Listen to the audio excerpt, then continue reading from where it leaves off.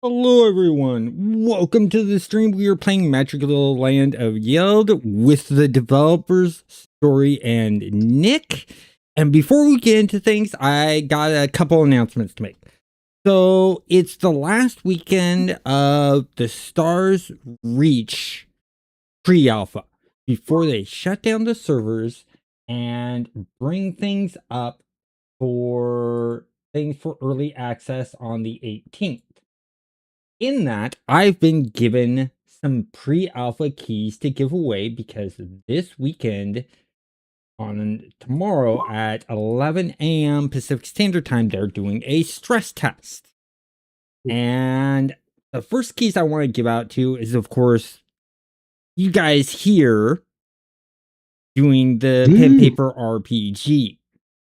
So I would Story, love to take a key. Nick, and Mega. You three do not have pre-alpha access yet. If you guys want pre-alpha access, DM me saying, can I get a key, please? Will do. In Discord. Cool. When is this happening again? When are they doing the stress test? They're doing the stress test tomorrow, but your key, you can activate now, play tonight, and all the way till Monday. Okay. Monday the 11th. So you'll have all weekend long to play. Yeah, that sounds great. Cool. As it's sent. So what I'm going to do here, break off a separate tab here. Guys' keys first. And then anyone watching this stream, if you want a key, link to my Discord down below, DM me Controlled Chaos and ask, do you have any Stars Reach keys left? If I do, I will give you one. Nice. Because I know talking to like Nick and Story, you guys were interested. Mm-hmm. Yeah, I've been very eager to try out the game. Yeah, this will give you the chance. Very cool. Awesome. One moment here. Just pulling up my this. And I actually have some free time tomorrow too. Let's get. I like that, Nick. Key me. There you go, Nick. Thank you. Story.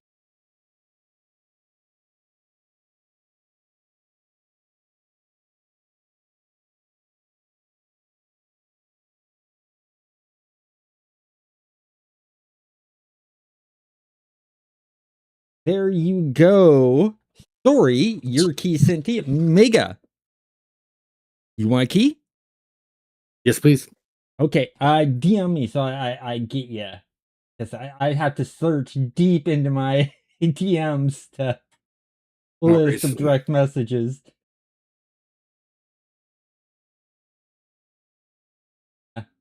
But yeah, so I think you guys are going to have a lot of fun with this. Yeah, I think so. Yeah, just send you a DM. Yep, got it. Oh no, what is my Steam account password? It's password 1234, but backwards. Oh, So it's 432. that would be nice. Well, when you figure it out, tell us on stream. Yeah, what's my Steam account username? No, God, your password is Controlled Chaos is your god. No, I'll try that one first. We'll see if it works. And the Valve sniper teams are immediately deployed. Yeah. Yeah. Oh God. Oh, please tell me you watch that same content creator that I watch that does little bits about Valve and sniper teams. It's a common meme at this point. Yeah. Well, Am I logged in Steam is Steam? so good. Valve is so good at getting down people who try to take over other people's accounts. Mm-hmm. And that's where I think it comes from. And they deserve great credit for doing that. But I think we've done enough of that here. Got everything set up. Got you guys your keys. I'm going to go ahead and keep an eye on the direct messages if any comes in. But I'm now going to hand things over to Nick. Take it away. Yeah, all right. Let's play some Yeld. So to recap what we did last time was that we got in a 3-hour fight. It was a very long fight. You guys took out a couple of root gods, 3 of them to be exact, that had taken over a little shack belonging to some mermaids. Killed a few of those mermaids, and one was able to survive. You saved her. You were able to release the poor mermaids trapped inside of these trees, their spirits anyway. And you were able to take them out. You guys used some pretty effective strategies and worked together pretty well to make it happen. Some good spell usage, some good curses with the witch, some good tanking from our witch hunter and such. Even the sheep had its moment. But we finished up that fight. I think it ended with Tara casting a spell that backfired into a bunch of free food items for monsters, but there were no monsters to get those items. So instead, a bunch of broccoli spawned from the ground. And yeah, that's where we left off. So where we are now is we are on that island. Vanessa, the mermaid who you have helped, has made her way over. She has prepared a small fire, and she has started making food and helping you all with your wounds, and she's sort of taking care of herself as well. The sushi kid has started dismantling parts off of the root god and seems to want to take the whole thing and make a pyre out of it. Burn the root gods, burn the bodies inside, and try and put everything to rest. And so it's a little bit of an activity for him. He's a small kid. If any of you want to help him, you can. But he's pretty somber, trying to take care of this and help his aunties pass. And Vanessa makes food for all of you, and she even uses some of that broccoli that's sprouted out of the ground, and she adds it to some soup that she makes. And she sits you all down. I don't remember if many of you are hurt or not. Diesel is definitely pretty hurt. He has 2 core dice left in total. Oh, geez. That was after the recover roll and the healing spell? Oh, you know what? I'm looking at this backwards. He only is missing 2 core dice. I was going to say, those are the 2 I'm missing, right? Right. All right. Well, you've got your refreshes back up. This is a new adventure. So anything that refreshes at the beginning of the adventure does. That includes stuff like restore rolls, some of your job abilities, spells, that kind of thing. But while you're sitting and you're having a meal, and it's kind of a quiet meal. Vanessa's not talking much. The sushi kid's not talking much. But eventually, Vanessa heads into her little hut, and you hear her kind of mess around in there for a second. Some things bang around. She drops a few things, but eventually she comes out with a classic looking wooden treasure chest, and she plops it down in front of all of you. And she says, I don't have much. We have a little bit of loot here. We don't make a lot of money, unfortunately, but anything in here you guys can have. And I really appreciate your help. And she opens it up. And what we're going to do is we're going to make some more treasure rolls. 3 of those to be exact, and 3 loot rolls to cover all of the loot and treasure we should have gotten last game for defeating those monsters. So if someone wants to roll 2d6 for me, and we can check, let's start with the loot table rolls. And we got 3 of those. Oh, so who's feeling lucky tonight? I'll go first. Okay. Yeah, please do. Go ahead. A 9. A random food item. All right. So we have talked about food in the past. There's 4 basic types of food, and when you eat them, they provide a specific core die to the next time you make that roll. I don't remember what they are off the top of my head. Sushi is smart. Sausage is strong. Jerky is tough and berry pie is brave. I I think think berry it's pie is tough. that is correct. Yeah, if there was ever logic to it, I can't remember what it was. The logic was these are 4 foods I like to eat. yeah, really. That's it. And there's a developer giving away a hint on how to make a game. Yeah. Do things you like. That seems to be an important detail. Yes. Inside is a hot sausage. You don't know if hot must be a description of spice and not its temperature because it is cold, like most of the other things in this chest. Go ahead and do another roll. Someone else want to do it, or Yeah, I'll toss one up here. 8.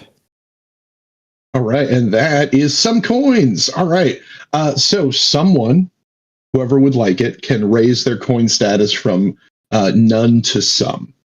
How normally this works is that when you would gain coins, you're going to move up in a level depending. If you're already at some coins, you gain some coins. You might go up, you might not. I think it depends on the amount and what the GM thinks. Same with when you are purchasing things, they might say, oh, it costs you some coins. That might mean that your coin status reduces. It might mean that it's just, oh, you have enough to cover it. So if anybody has no coins or none, they can move theirs up to some. I already have lots of coins, so I should not take. Yeah, I think Where'd you get all the it money should from? go to someone who has like the least amount of coins. Mhm. So who here has none coins? I know someone did a bunch of gambling. Yeah. I still have some coins, so I don't. I have some coins as well. Okay. Gator doesn't have any money. Gator will has take no money? those coins. Yeah. Yeah, let's go ahead and have Gator take those coins. All right. Yeah, he picks them up. He's like, oh, now I actually have money too. Maybe I can buy my way into using magic. Maybe you have to pay like a fee. Yeah, your tuition for your school. That makes sense. Oh, yeah. All right, I'll hold I on to pop this. off and go, you can't pay for intelligence. What was that supposed to mean? Just give him a side glance Was and that- smile and walk away. Of course you can. That's why you pay your tuition to go to school and learn things. That's giving you intelligence. Yeah, he's Yeah, giving, that makes sense. he's giving you a guff, Gate. Yeah, he's just trying to I don't take guff. I don't think. What is guff? It's No. it's what, sounds like it's something what you wouldn't take. yeah, it's what Grandpa always says. Don't take no guff. Oh. Yeah. Isn't I that thought it also was the name of a Tate or crime MacGuffin. dog? Yeah, the McGuff. Right, yeah, the MacGuffin. All right, give me one more loot roll here when we're digging through this treasure chest. Oh, Someone go else is ahead up and here. Yeah, please.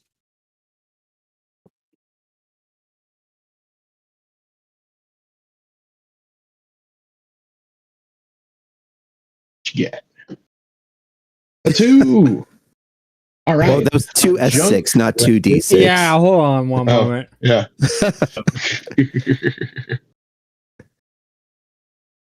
Everybody says? Yeah. Oh, hey. Oh, there you go. Oh, a 12. Okay. Oh, You got to roll again because now you got to roll on the treasure table. I got another roll of 2d6. Another Mhm. 6. If you get another 12, you get to roll on the heroic treasure table. Don't tell me with that. Now I'm going to fail. Oh, I was 2 Hey, away. that's pretty good. Okay. So yeah, you dig around in there and you pull out a weird little rock. You can fit it in the palm of your hand. It's got a little swirl that's been carved into it and then filled with red paint. Mhm. You're not sure what it is, but Vanessa looks at you and says, "Oh, that's a fairy rebirth rune. That'll it kind of messes with time a bit. I don't really know how it works, but they are rare. Maybe it'll be worth some money." Or What good a fairy use if it rebirth works rune. with time. It's a neat little thing. What it allows you to do is that any friend can use it. It's a one-use item, and you can change what day your birthday falls on the Yeld calendar. This doesn't like reverse your age, but it could potentially extend your current birth year a little bit longer, or shorten it. Yeah. Okay. So it's a fun little tool if you maybe want to kind of avoid turning 13, or you're trying to push towards turning 13. It's something you can use to do that. Or you just want to have back-to-back birthdays. That's true. Every time you have a birthday, you do get a reward die. So, okay. So in addition to that, we need. There's a lot of rolling, but we got to do it. 3 more treasure rolls. So do you guys just want to hit me back to back to back with these rolls really quick, and then we can go through it? Sure. All right, let me give you one real quick. Yeah. A 4, a retirement ticket. Yeah, so you pull out it's a small piece of parchment. You open it up, and it says something in a language you don't know, but across the top of it in writing you do understand. It says retirement ticket, redeem for 1 free job change. Oh. And then is that another 4? Yep. Oh, it's a pair of retirement tickets. Maybe. And then underneath all that, yeah, I mean, you can switch jobs for free now. Normally it costs you a reward die. You can just spend the retirement ticket to do it. And then the number 3 is lots of coins. So if someone would like to bump up their some coin status to lots of coins, they can. Somebody should definitely do that.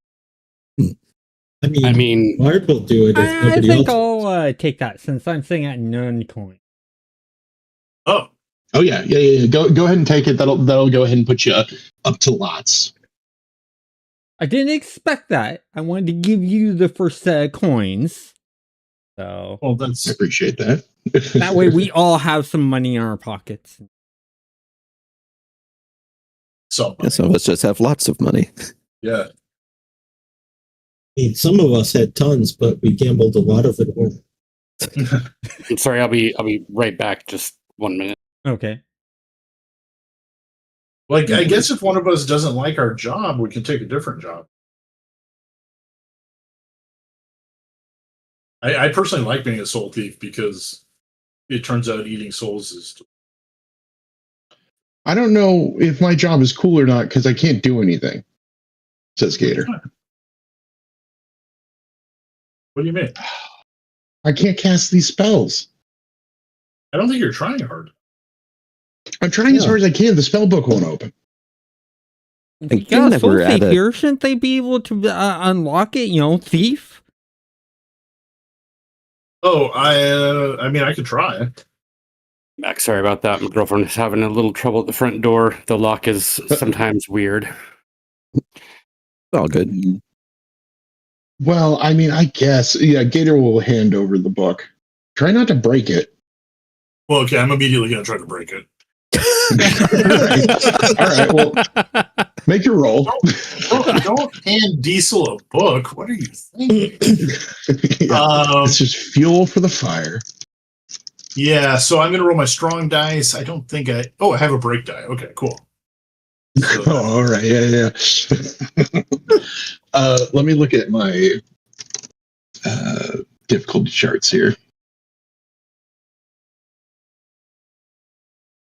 I'm going to break this book open, bro. Wait, be careful. What if I get to the school and they won't let me in because I've damaged the book? Huh?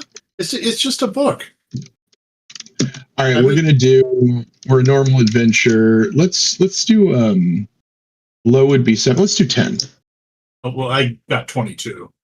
Oh, I wasn't looking. Let's do 20. Okay. Let's do 23. Yeah, you break this book. So it had some sort of like magical lock on it. It doesn't have like a visible lock, but you just yank and you pull, and the spine kind of cracks, and you pull it right open, and then the alarm starts blaring. it screams out at you in a very loud, shrill, like siren. And Gator goes, "What did you do? See, Is that going to call the police?" No, I don't think there's police here. Just like snakes. It might call Snake police? Yeah. But you like what are we snakes. supposed to do? Oh, what? This is obviously this is magic. This is what the book does. It's a noise making. I cast a noise making spell for you. You're welcome.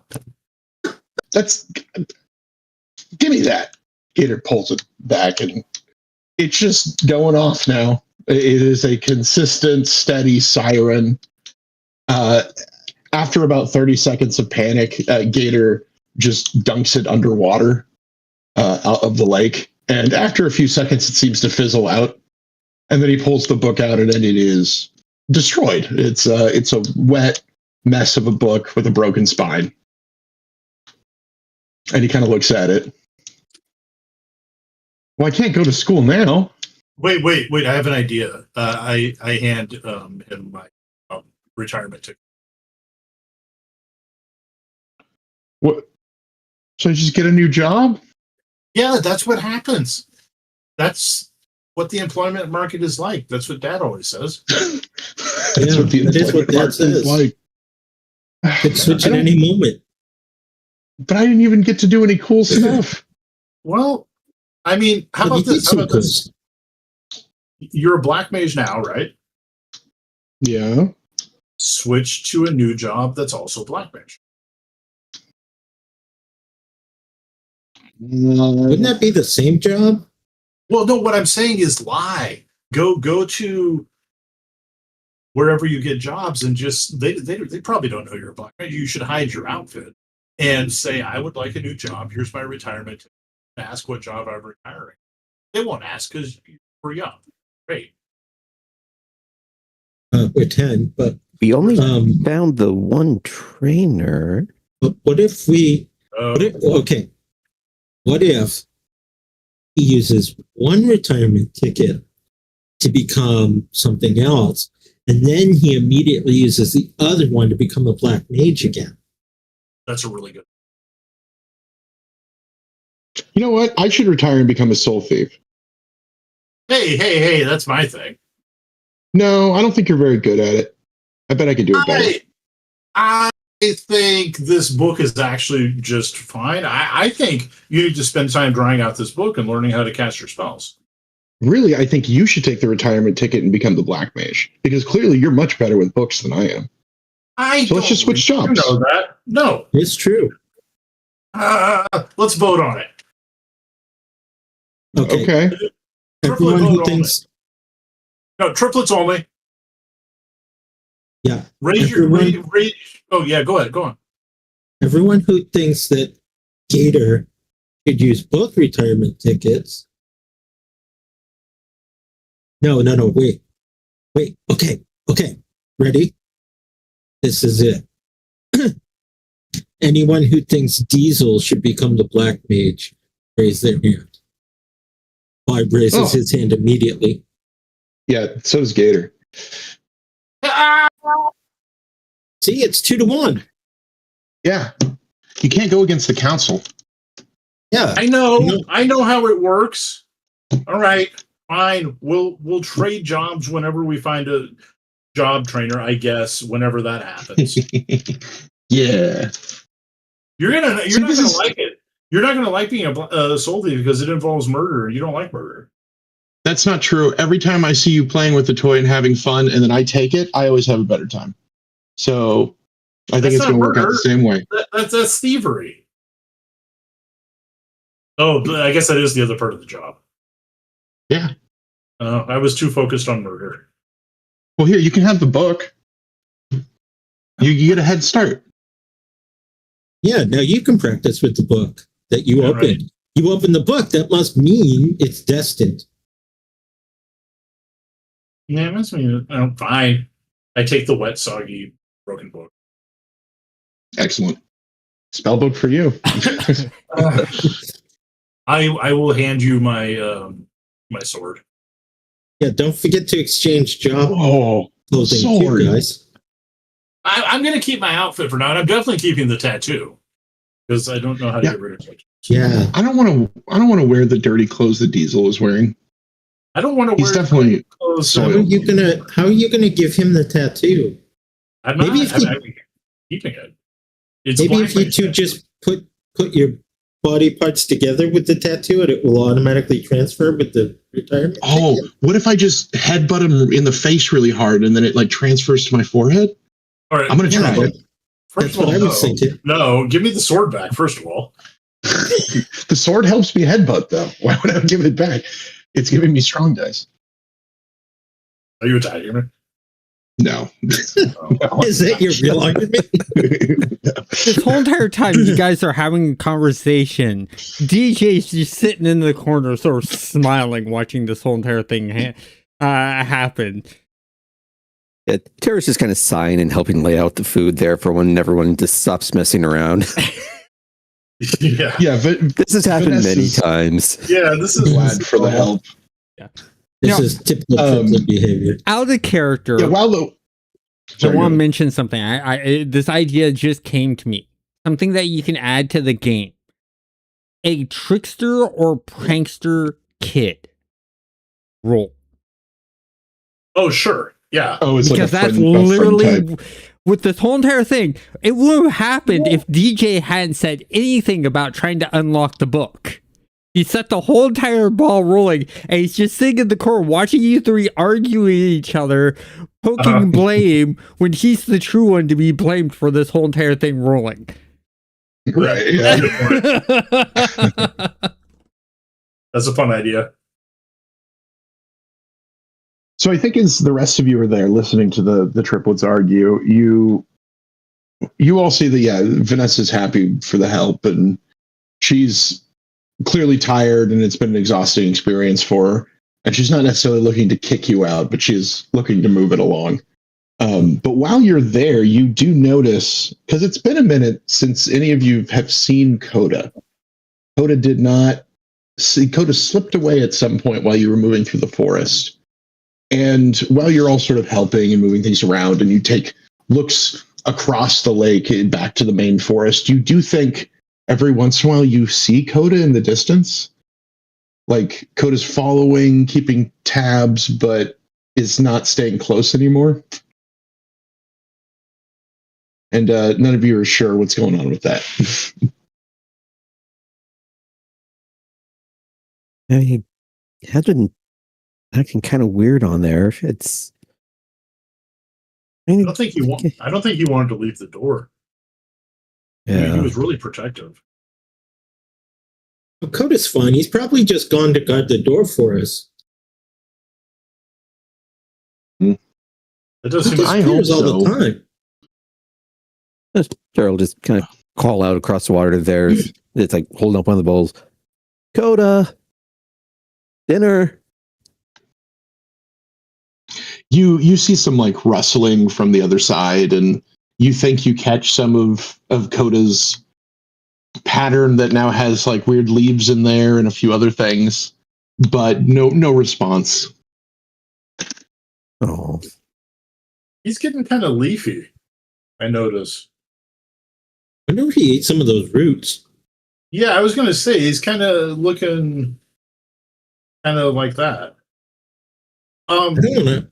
I don't What's have up with to these put Coda guys there. anyway? I don't see that. Oh, or do you mean like an insult? No. I mean, if he's been taken over by the root gods.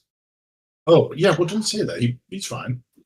Vanessa, who is sort of watching all of you and sees the same shaking in the distance, says, "Well, I think maybe your friend belongs with the forest now." He's a tree now? No. People change here. Has anybody told you that? That the magic in Yeld can make you different? I mean, they told us about getting jobs. We met a guy who's a snake. Yeah, and there was a tree guy trying to make us eat root cookies. Right. Well, those are the kind of things that are different. I told you that I'd tell you about your friend Trevor, or a boy named Trevor who's a lot like you. Yeah. He found his way here too, and he made friends with us and some other Oathbreakers, and after a while he also changed. And he's different now. Sure. And she kind of Is he an says adult? that, no, I don't think he's older than 14 or 15. Whoa, a teenager. Yeah. I heard teenagers are bad. Huh? No, teenagers are awesome because hormones. I don't know. Grandpa's always yelling about those darn teenagers on his lawn. Yeah, but have you seen them? They have like cool bikes and like They do have cool bikes. yeah. Have a cool bike. Maybe we can become teenagers. I hope Is that so. what you mean? We can become teenagers. I hope so. I hope you grow old here. Or maybe you even get to go home and grow old there. Listen, your friend Trevor, is unfortunately, he's done some things. And he is being held in the forest. So we gotta rescue him. What do you do? Well, he hurt some people. He caused some destruction. Did So you he's in see jail. the landslide on your way into the forest? And she mentions this, and you guys did see stuff like that as you came through. You saw down trees. When you got to that ravine, you saw that it had been filled in a lot, and that the water was kind of trickling through it. And she says, "Well, that was him, and I wouldn't be surprised that because he created that landslide, it woke up the root gods who were asleep in the soil." We didn't have root gods in this forest a few seasons ago. Oh, So he needs a lawyer if he's in prison. He's being held by a hedge knight. The hedge knight takes care of us in the forest here. I don't know how lenient that hedge knight's going to be. What would normally sort of happen for doing what happened here? The avalanche probably killed a lot of people who live in the forest. It certainly damaged homes, and it's made hunting and living more difficult for the people who live here. oh no, and the root gods hurt your friends. Yeah, the waking of the root gods is a more serious offense. I know that in the past, the way that people are punished is that they are forced to become root wardens, which are people that are grafted with a root god, and it becomes their job to control other root gods and keep them from like propagating and taking over forests. And it becomes sort of, it's kind of an honorable position, but it's certainly not a glamorous one or a happy one. They might try and do that to him if they don't just try and kill him. They might force him to become a root warden. Well, If he's like us, then would they actually have a way to make him stay dead in that case? What do you mean? All right. So above game, I remember one of the triplets. I don't remember which one. Gator. Oh, yeah. Well, Diesel died. Yeah, I mean, in that last fight there. It's like, Yeah. so it's just kind of gestures over towards Diesel. I mean, Diesel was dead for a minute or so, and Yeah, I a was few days ghost. back as well too. Yeah, I've been a ghost twice. I don't think they do that here. Yeah, she seems a little incredulous with that. Because I saw your friend get hurt, and I saw you help him back up. I didn't think he was dead. You remember Mr. Snake didn't really understand that either. I mean, being dead is really, really weird. I don't like it. Yeah. I like it for other people. Yeah, Tara was dead too. And not for very long, but if don't really want to repeat that, no.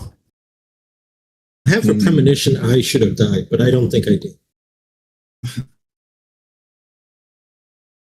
I don't think we should let this cool teenager get killed. Like maybe there's like I don't like punishments, but maybe there's like a punishment he should have, but I don't think it should be getting killed or forcing to take a job. That seems wrong. Maybe he could do something else. Maybe we could talk to the head knight and like see if maybe he could do chores or something. Or maybe we could pay a fee, like a bail. Oh, we do have lots of coins. We have between us. We have did. It sounds like he did do a lot of bad stuff, though. It's. We need to talk to the knight. Yeah, I mean, we should see. Maybe he's like a really crappy guy, but maybe he didn't mean to. Maybe it was an accident.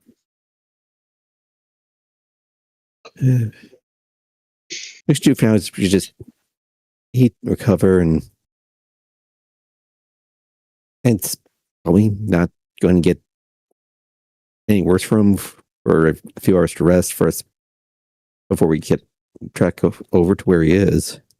Oh yeah, no, should have some more of the soup for sure. You can stay here tonight, of course. Unfortunately, the inside of my hut is pretty demolished, but we can set up some spaces to sleep, or if you want to sleep out here under the stars, you can do that too. I think probably in the morning, I'm going to take my nephew here and we're going to head towards the ocean and leave the forest probably for good. Oh.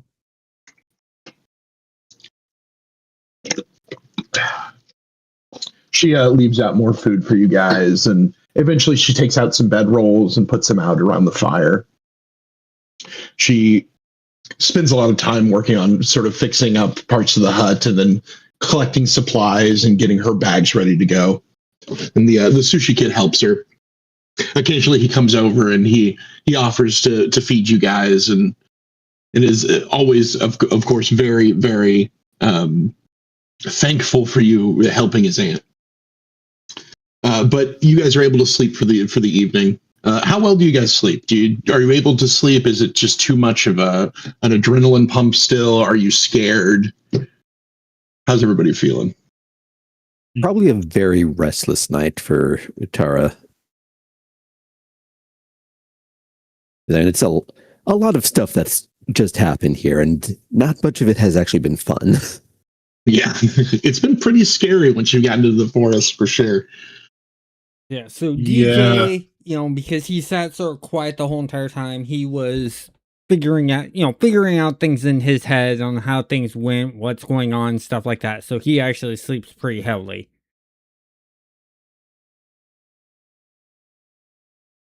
I think Diesel is pretty mouthy, but once he settles down, he realized he stabbed killed one. It's feeling great. Yeah, we put him on the bottom of the triplet pile. Okay, good. Thank you. That's what he wanted. Yeah, Bard sleeps like a rock. He's like a baby. He just goes right to sleep. He has nothing to really be thinking about except for going home. And counting sheep. Yeah. No, and hugging his sheep. It's now a quadruplet. Yeah. Yeah. Sheep's in there too. Yeah, I think Gator sleeps pretty well. I mean, he wasn't part of the fight.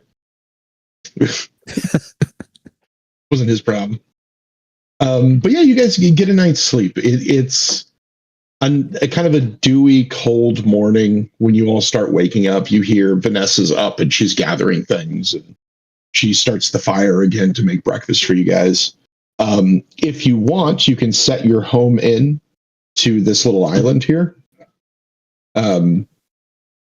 which means that if everybody dies, basically, this is where you'd get teleported back to.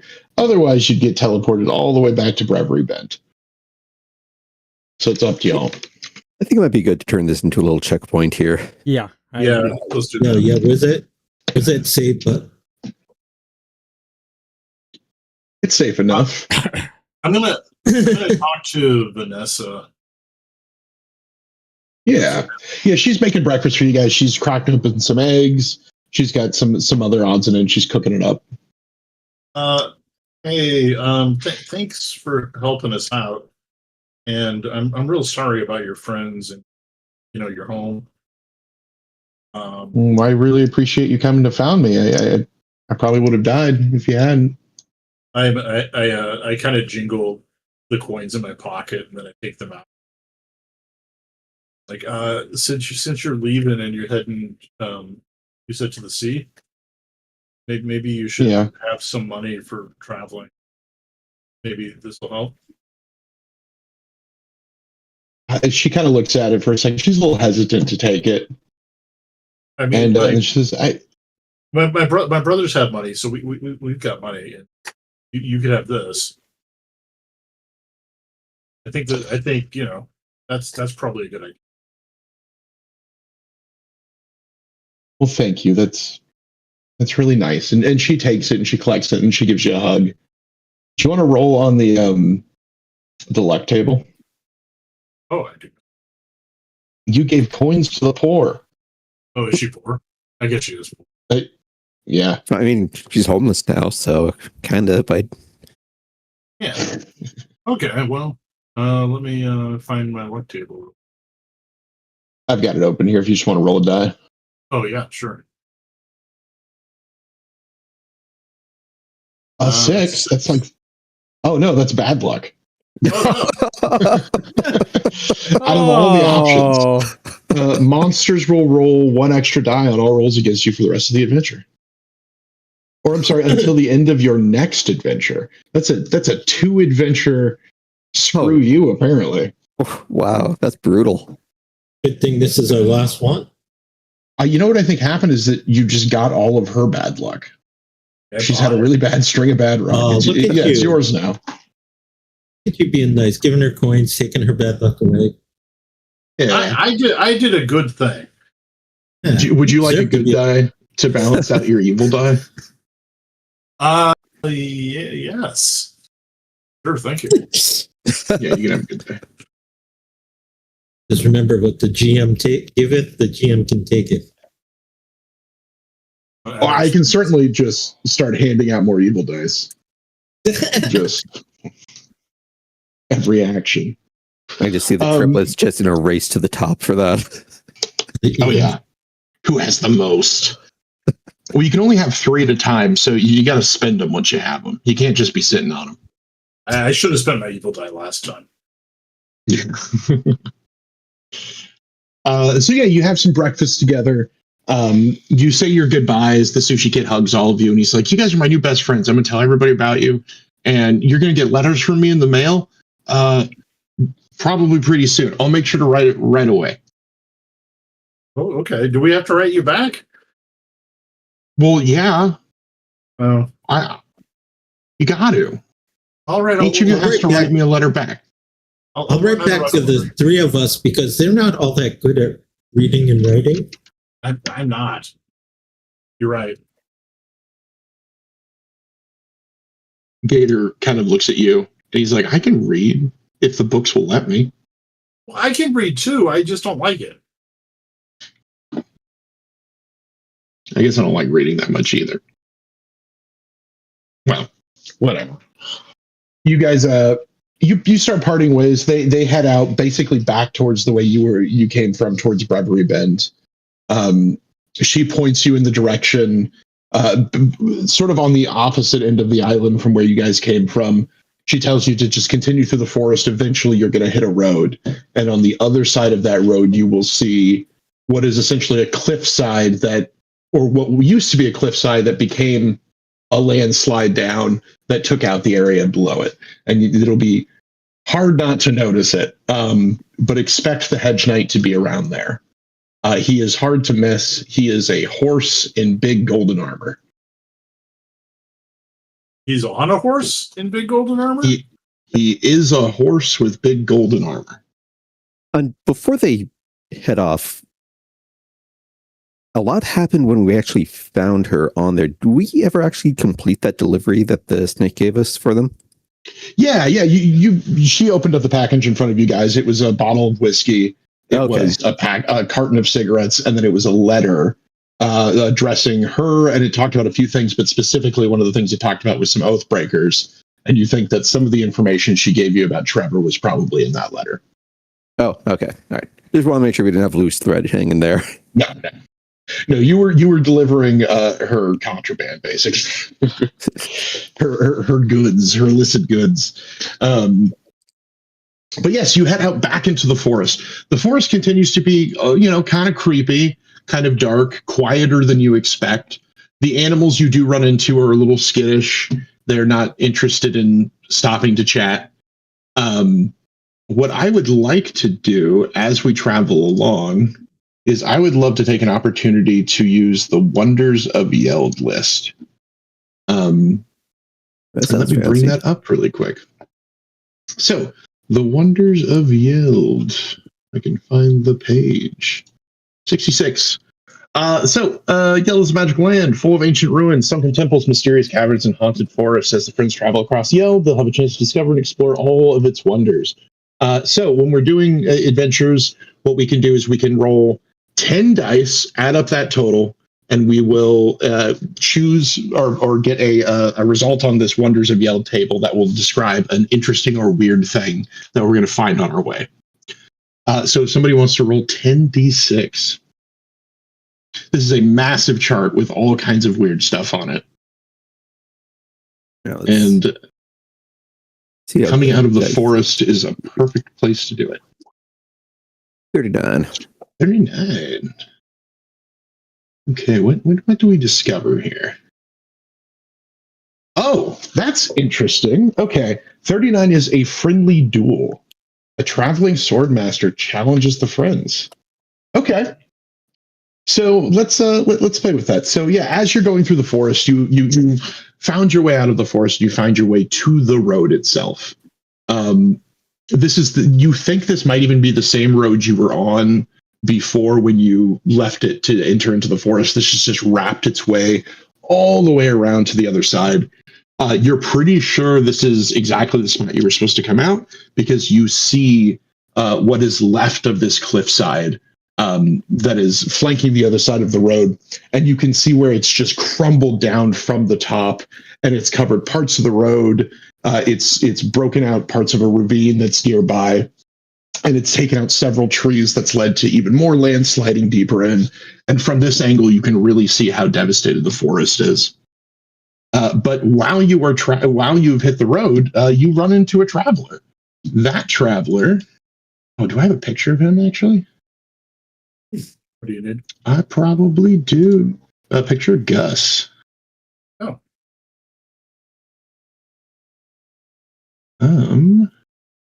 I can drop it in the Discord here.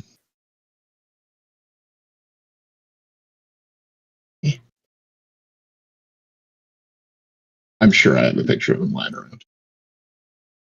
Grab it. Gus. Ace to the guts.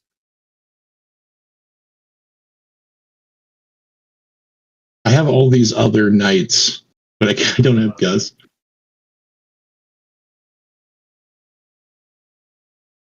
That's the unfathomable. Aha. Oh, I got him. I got him too. Oh, too late.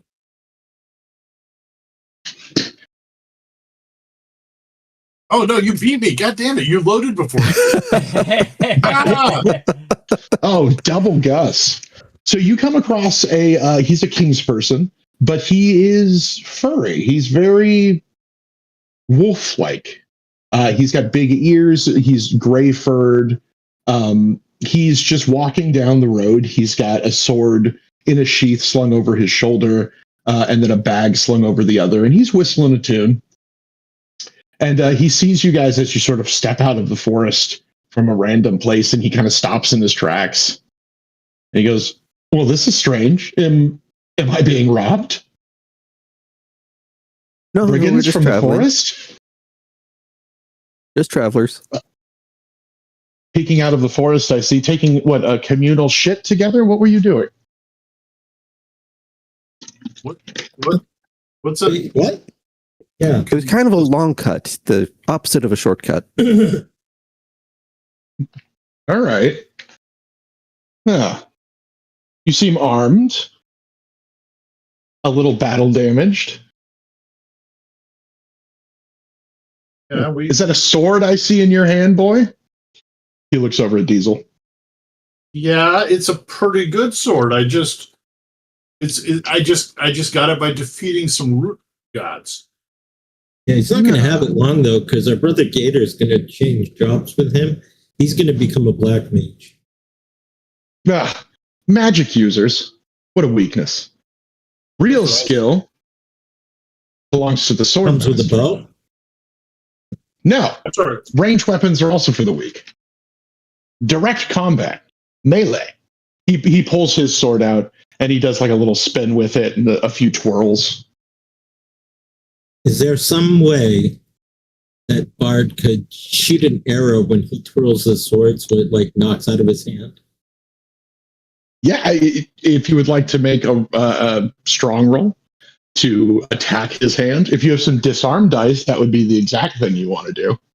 I do not have any disarm dice, but You can certainly make an attack roll to try and stop him or disrupt him. I have sniper and fight dirty. You can certainly use fight dirty, huh? Okay.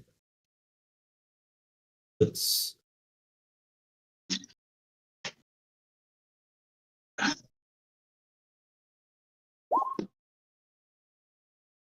Yeah, that's a nice roll. Yeah. Good job, Mark. Let's see. He can use the same stats as this other knight. Cheater! Cheater! Oh, that should have been a better roll. Yeah, you hit him with the fight dirty, so you're knocking the sword out of his hand. Yeah, I'm just knocking the sword out of his hand. I'm like, it doesn't seem very good to me. Both seem better. He grips his hand and he kind of like flexes his wrist a little bit. You see that you have actually hurt him a little bit when you've done this, and his palm is bleeding a little bit, and he grimaces and he goes, "That's not fair. I was trying to put on a show." Oh, I thought we were fighting. You said something about fighting. Oh, I'm sorry. Well, after my introduction, you children have no manners. Tara just kind of sighs, walks over, refresh on him, or at least attempt to. He backs up a little bit, but then once he sees what you're doing, he'll let you do it. Go ahead and make a roll. That's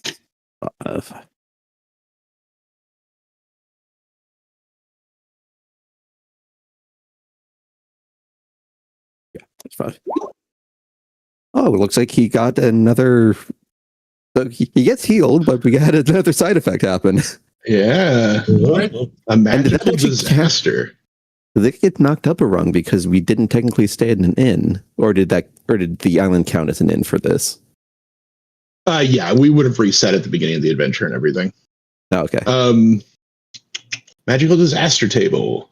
So we are back at the minor magical disaster table. So hit us with 2d6. And you could just roll up, don't hit us. That's a 4.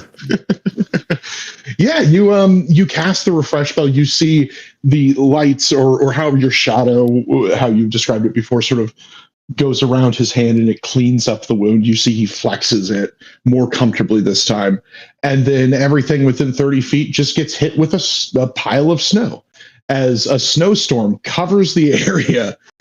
In combat, this would cause everyone who hasn't gone this round to lose their turn, and a new round would start. So yeah, it's kind of cold all of a sudden. A little chilly out there. Yeah, so there's just this little gap underneath the snow pile from like where her eyes are peeking out between like the hood and the rest of the dust, and it's like, okay, this has been getting a little weird. Whoa, Tara, did you do that? Not intentionally. Did you do that with Excellent. magic? That was an excellent job, White Mage. And you even provided me with snow to help with the swelling. What a great job. That was He really pats cool. you on the back. Bard looks at Diesel and Gator and Glad to says, help. "See, magic's cool. She made it snow." Yeah, I didn't understand. He's gonna get out his Black Mage book and actually start giving it a serious look. Yeah, it's kind of wet. Some of the ink is sort of, faded away or stretched out in a way that you can't really read anything on it anymore. Oh, well, he'll ring it out. Yeah. But the strange swordsman, he picks his sword back up and he says, no time for books. You have a sword. Show me what you can do. Huh? No. I'm doing book now. Talk to my brothers. They don't have a sword. I hand one of them my sword. I hold up my hammer in front of him and goes, "This isn't a sword, but will this do?" I've fought hammer wielders in my day. I'm willing to take the chance. On God. And he points his sword out towards you. Says, "Listen, I have a few minutes before I have to meet with my other friend, so let's make it quick." Okay, I hold up my shield. I'm going to put him on the board really quick. And then it's 7, so I don't know if we want to take our 10. Yeah, let's go ahead and take our 10 now. Okay. And we'll do a break. But before that, just a reminder, anyone who is watching this, I still have some Stars Reach pre-alpha keys to get you in game right away, because the pre-alpha is ending this Monday. And after that will be early access. You'll have to buy your way in. I will be giving out early access keys later on. But also Draco and Zavi, you both stream. You guys can actually do streams of Stars Reach and earn early access keys to give away.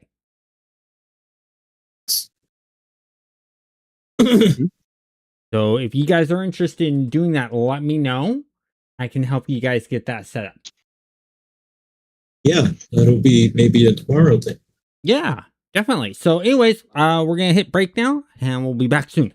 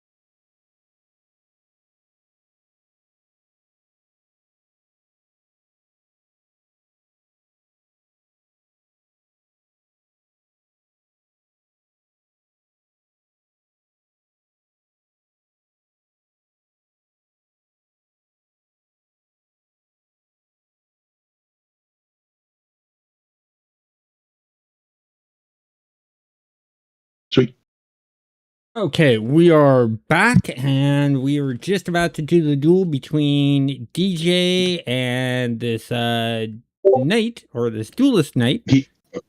Yeah, So he has not introduced himself yet. yeah, yeah, he's gonna be on one side of the action board here, represented by this token. If you'd like to put yourself on the other side of the action board.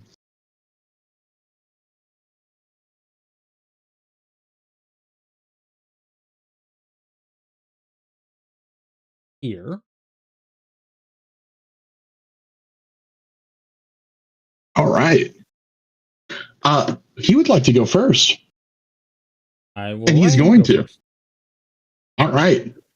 This swordsman, this knight, he pulls the sword from the sheath, and he sort of spins it around again, and he smiles at you, and he says, "Ah, an opponent. I am Sir Gusly Greyhand, Knight of Hedge and Road. I have traveled these lands for many years, and I am the premier duelist of Yeld. Prepare yourself." And he runs at you. He's going to go 1, 2, 3. And then, does he have any charge dice? He doesn't. Oh, but he does have Maniacal Laugh. He runs forward and then he laughs. He cackles in this almost wolf-like howl. Maniacal Laugh is a special die. Instead of taking an action, he's going to bank his action, which means he will have a banked action to use on a later turn. In addition to that, or he moves, so the additional effect does not come into play here. So he's banking his action, basically, but he's laughing while he does it. If he had chosen not to move and used a Maniacal Laugh, he would make you roll one less die against him. Okay. So he passes to you. He Okay. now has a banked action, so the next time he acts, he's going to get potentially to do something twice. Oh.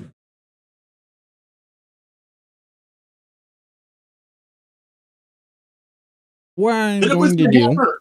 is I'm going to charge at him, and I'm going to move and charge at him.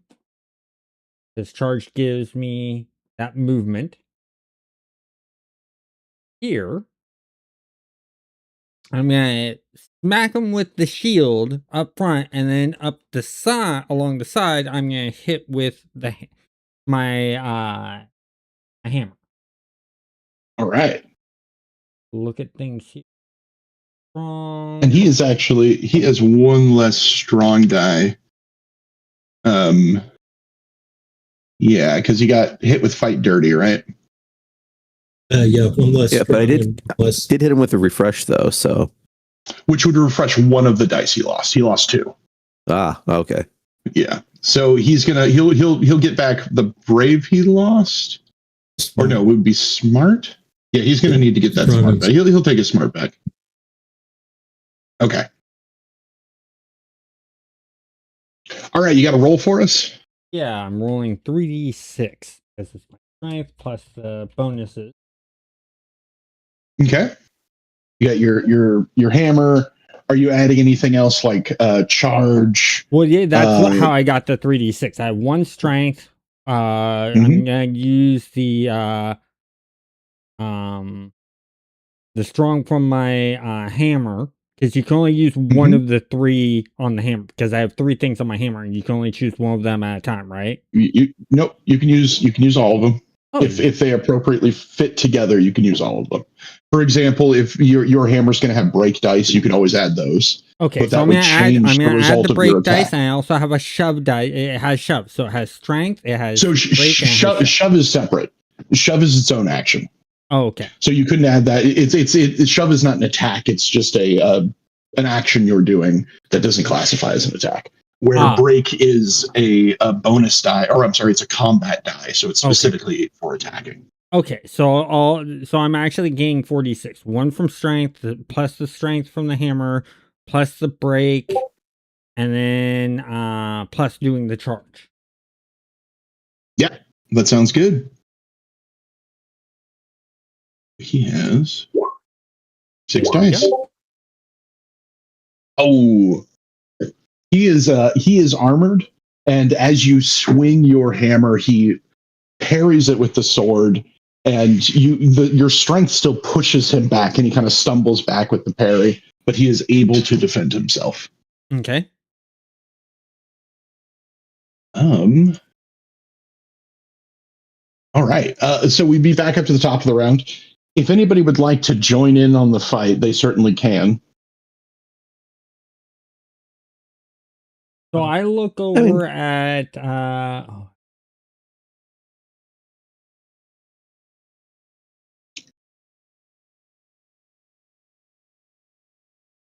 look over at Mega's character. I'm having trouble reading it. Siobhan. Ron. And I sort of smile and wink and sort of hold up my hammer.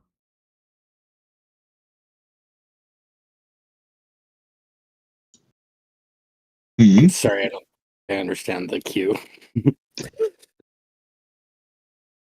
That's probably something happened in our last fight. Yeah, fire. Yeah, but I can't cast fire at a distance. Oh, it It has just to be happens close range. with a melee attack. Oh, okay, darn.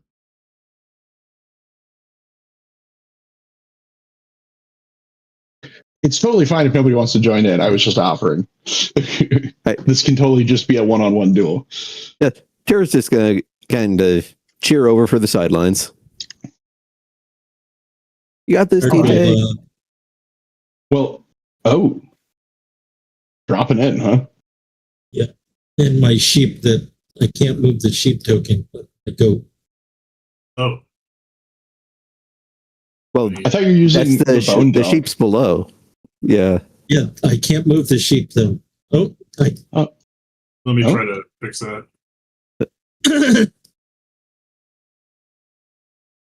Okay, the sheep should be movable. Fluffy. There's Fluffy.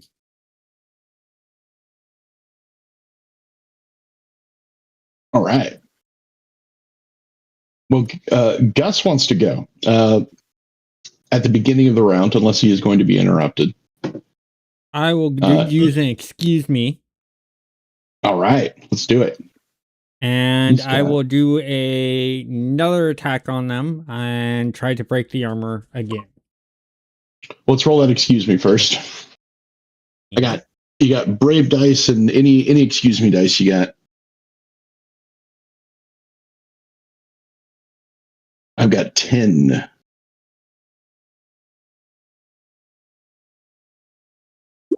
Oh, I won. Oh, so close.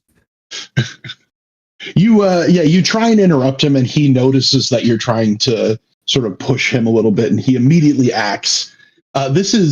He's friendly about this, though. This is clearly training more than he's trying to hurt you. Mm-hmm.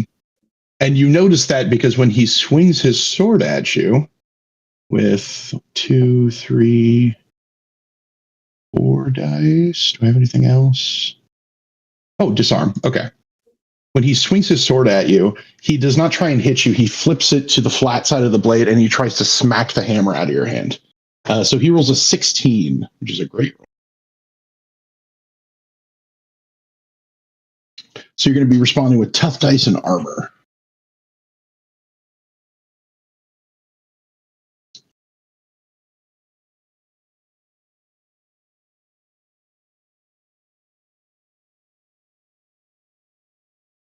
There we go. Oh, nice. That's a great roll. Yeah, so he comes in to disarm that hammer out of your hand. How do you get out of the way? The way I get out of the way is basically I move my shield and I smack the sword with the edge of my shield to sort of deflect it. Yeah, you deflected just in time. He lets out another laugh. He's happy to see that you were able to do that. But he comes around for a second swing using that banked action. And he's going to try and disarm you again. Oh, no. 15, one less. All right. And I roll my toughen armor again. Yep, same thing. Oh, an even better roll. Holy crap. So Yeah, you see basically, he helicopters around, but he can't get that hit in. yeah. So as I see him sort of helicopter around, I just maneuver my shield to my other side. Yeah, you all hear the clang off of the shield and the sword hitting it, and he returns back to a more defensive stance. But he's not going to move. He's going to stay right where he is, and he wants. I mean, do we just choose DJ? Now, let's see what Bard's going to do back there. All right, go for it, Bard. Bard, good old Bard, has free movement himself. So he's going to kind of move up here. And I think I'm going to.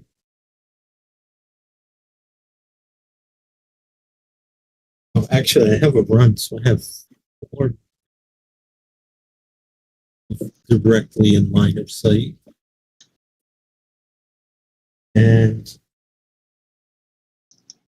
yeah, I'm going to hit him with a sniper. You have to be 5 away. Oh, that's right. Sniper is 5. Yeah, there's a distance thing for it. I could do it from here, though, and then move, right?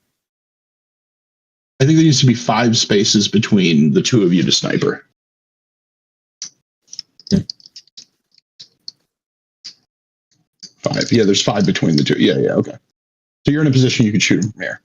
So, yeah, I just forget some games allow movement after attack. Oh, you can certainly move after or before the attack. It's just to trigger the sniper special dice. You have to be attacking from a certain distance.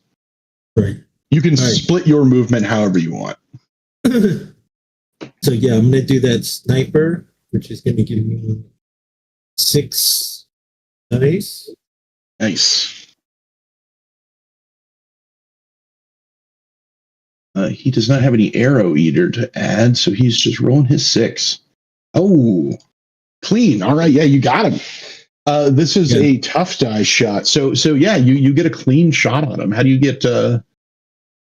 What is first blood this fight? So I think I'm going to do the same thing and try to disarm him.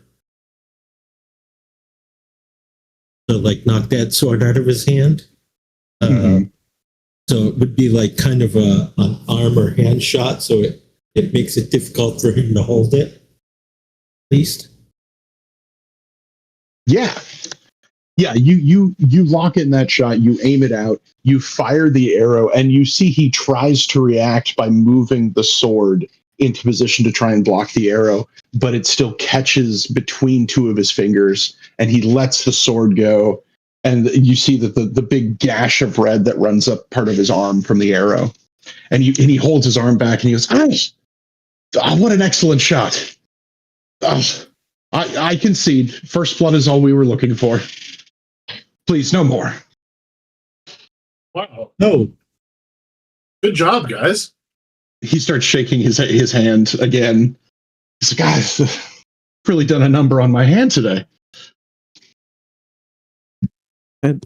Back over this time with the band-aids, and I'll use Restore Die on him this time. yeah, that's good. He again seems grateful for it. He says, "Well, luckily as a master swordsman, I practice with both hands. So this will not put a damper in my step.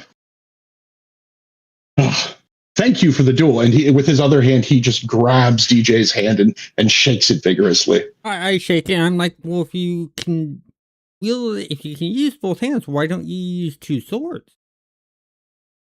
But I don't want the battles to be too easy. I could hold a blade in my mouth as well. Connect one to my tail, and he shows his big fluffy wolf tail. I could be a tornado of swords, but that's not fun. So you're That all sounds about a little- the challenge. Of course. When you get to an age like mine, it's good to challenge yourself, to remind yourself what you can do. that's what our dad says. Yeah. You must be old. Is your father a knight? Is he a swordsman? He's a lawyer. Oh. I've met a few lawyers. I guess they're fine. Yeah, he's really good. He makes good money defending people. He has a huge billboard. I don't know what you mean. Like, like sorry. over the freeway where everybody can see it. Like a big sign with his picture. Yeah, his phone number. Oh, sure. Like signage beside the road as you enter like a town. Sure. Yeah. Well, that seems like you have. Well, what are you traveling without a carriage or even horses if your father has so much money? Oh, we're actually looking for a horse. Yeah, do you know where we can get some? No, I mean get a horse. No, we're supposed to find a specific horse. I mean, the hedge knight. They mean. When you say that, his eyes light up. He says, we're headed to the same place. I too am in pursuit of the hedge knight. He has called for my assistance in a trial. Oh. Yeah, I think. Are you a lawyer? No. There is some oath breakers, an animal tribes matter to be handled, and we hedge knights sometimes come together to make judgments. I have been called to do so. Well, we're looking for a Trevor who is supposed to have a trial. I don't know if that has anything to do with you. I think it might. Well, things don't just happen on the roads. You see, there's a destiny about these things. When you travel the roads for so long, you start to notice. We were supposed to meet. Would you travel with me? I can show you the way. I mean, get you through the forest. We're going the same way, right? Yeah, of course. If you're not going to try to feed us any the cookies. Same hedge knight. Cookies? You've come across rooters. I've heard there may be root gods in these forests again. It's been a very long time. Yeah, we had a guy try to feed us cookies, and my brothers ate some. It's okay. We got the seeds, though. Those things are dangerous. It is never good to spend time with rooters. Yeah, and we had to help some mermaids. In the forest? Yeah, by the lake. They were plagued by rooters. Unfortunately, only a couple of them survived. Oathbreakers, no doubt. Well, I don't think the kingdom would be upset if you had. You don't like mermaids? I like mermaids just fine. But the kingdom does not like oathbreakers. And anyone who's hiding in a forest like that is probably an oathbreaker. I guess I don't understand what oathbreaker means here.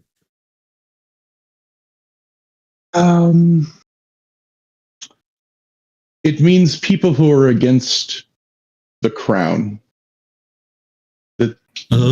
Are you not from here? No. We're a very long ways from home. Okay. Tourist, maybe? We came through a magical door to save our brother, and he points to Diesel, and he's like, "My brother, we found him dead, and he'd come back to life." That is strange. You're not sure he believes you. Well, this is Yeld. This is a land that is ruled by a prince, and those who oppose the prince are called oathbreakers. Is he a good prince? I think it depends on who you ask. If you ask me, I would say that we've had better. And he is not actually the true prince of this land. He is simply a steward.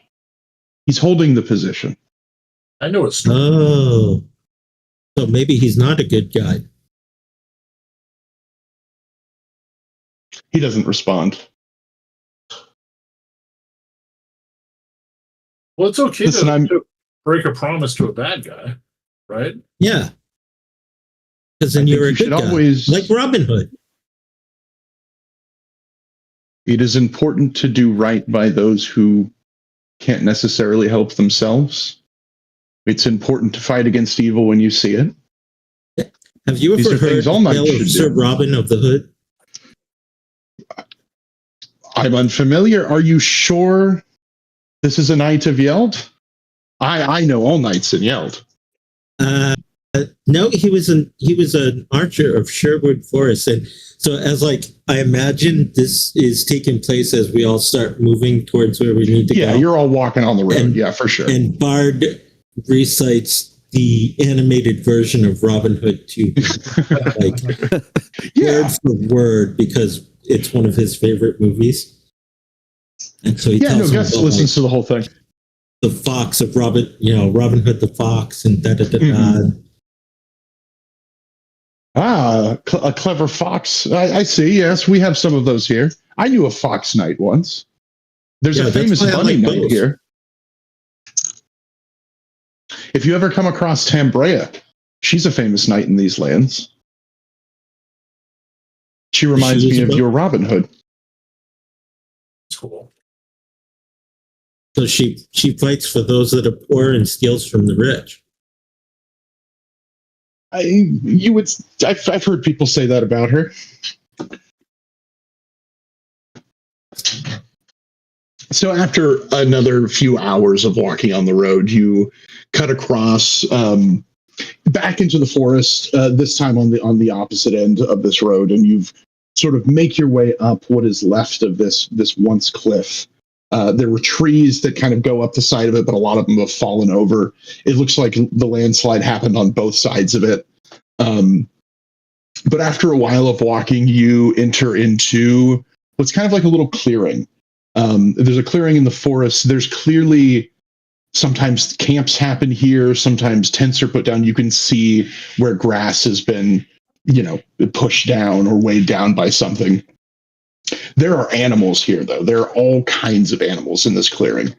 You see birds and you see raccoons and you see other small woodland creatures, but then there's also wolves and spiders. There are serpents here, more animals than you've seen so far. And they all seem to be chatting amongst each other. But they're all are clearly most of their attention is held to a horse that's on one side of the clearing. And this is a big, like Clydesdale style horse. He is majestic, gigantic. He's covered in goldish armor. He has a big helmet that has horns. You see he has several swords that are strapped to the sides of his armor in a way that he can grab with his teeth and pull from the sheaths. And he seems to be chatting with some of the smaller animals there. As you guys walk up, Gus, the Sir Gusly, immediately heads towards that hedge knight. And he says, stay here. I will talk to him and I'll introduce you. All right. And he walks over and he seems to chat with the horse for a few minutes. And eventually the horse trots its way over. Big thing. Looks at all of you kind of down from his snout. And he says, more Oathbreakers? You smell like it. Well, I'm sorry, that's a really good voice. we really don't know if we've broken any oaths, so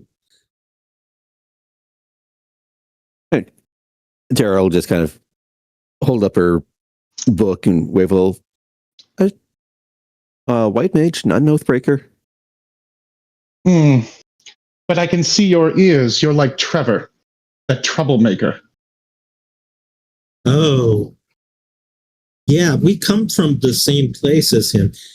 Let me introduce myself. My name is Bard Woodemacher, and I have traveled far to be Trevor's lawyer in this trial.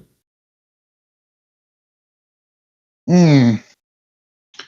That Oathbreaker needs no lawyer. He doesn't need to be represented. He just needs to be punished. Well, don't you think he deserves a fair trial? I mean, I think the denizens of the forest who died in the landslide deserved more fairness than he does. but maybe it wasn't his fault. Maybe it was his intent on something else, and it just happened. Like our friend Tara, the white mage, she went to heal your friend, and he points to the swordsman there, Gus. And she made it snow, so that was like an unintentional thing. No, Trevor's curse of a werewolf does not excuse his behavior. If he cannot control himself, then he should be put down. Is what now? The curse. So you, as he says that, a lot of the animals in the area kind of go quiet. so you don't believe in rehabilitating criminals or helping them become better people? This is the forest. There's no time for that. You are eaten or you eat, and that is how it is. He has eaten, and he will be eaten in return. He has caused great suffering, and so one like me comes, and we respond. But wouldn't it be the fault of whoever put the curse onto him? The curse is his making. It's something you will all suffer while you live here in these lands where you don't belong. And he kind of nudges you with his nose. You're not from here, and you will make everyone suffer if you stay. Well, then let us take Trevor and leave. I bet he doesn't want to even be here. I mean, we don't want to be here. We want to be home. Yeah. We can't get through the door because it's locked with several keyholes. So you don't have a way to take him home. Well, But we do. Figuring it out. We do. You say We your just door is gotta locked? meet- I mean, for now. He's a problem that has to be solved now. I won't have time to wait for you to do whatever you're going to do. Well, if he comes with us, it won't be your problem. It'll be our problem. So We can make sure he's not going to cause any trouble. Gus, we can who's just been standing there quietly, goes, "Are you all sure you want to take responsibility for someone you do not know who is dangerous?"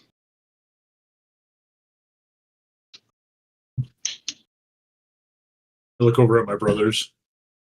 I mean, our dad takes responsibility of people who are told that they're dangerous, and he usually helps them out. He's a lawyer.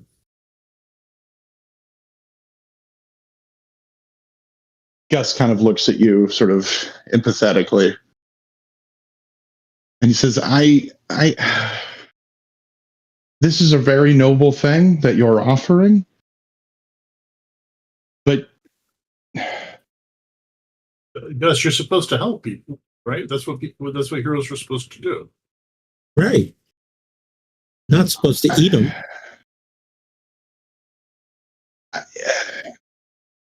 I help those who can't help themselves. And he has helped himself quite a bit. And it is not only my judgment, it is, and he kind of points towards the horse.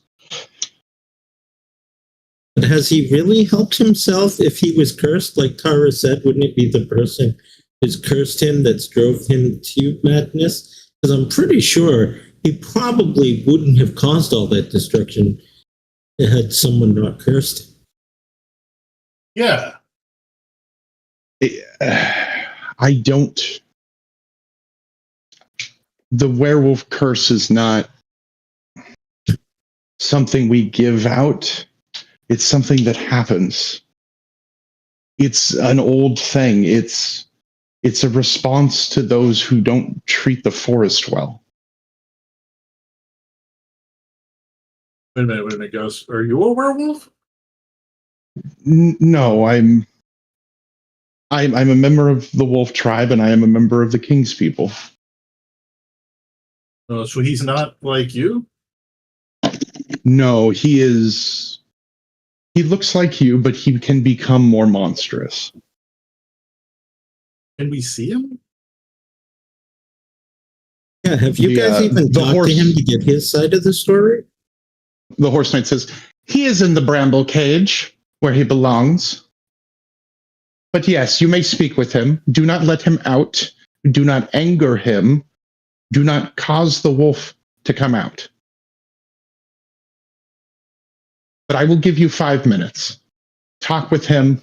Tell him that you're sorry, that he has to die for what he's done. And when you're done, we'll proceed. And the horse starts walking away. Horse. Yeah, I can see if he's the law around here and the prince is like him, I can see why people don't like him. Makes sense.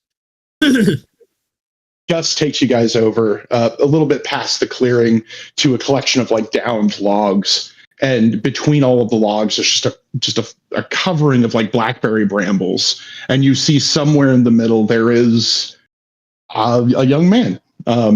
He seems like he's 14 or 15. He's a little hairy, but otherwise pretty normal looking. He is shirtless. He's got some rags on otherwise.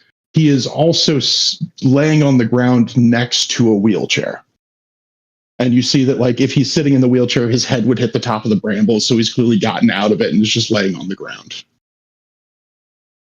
And he doesn't really say anything when you guys walk up. Are you Trevor?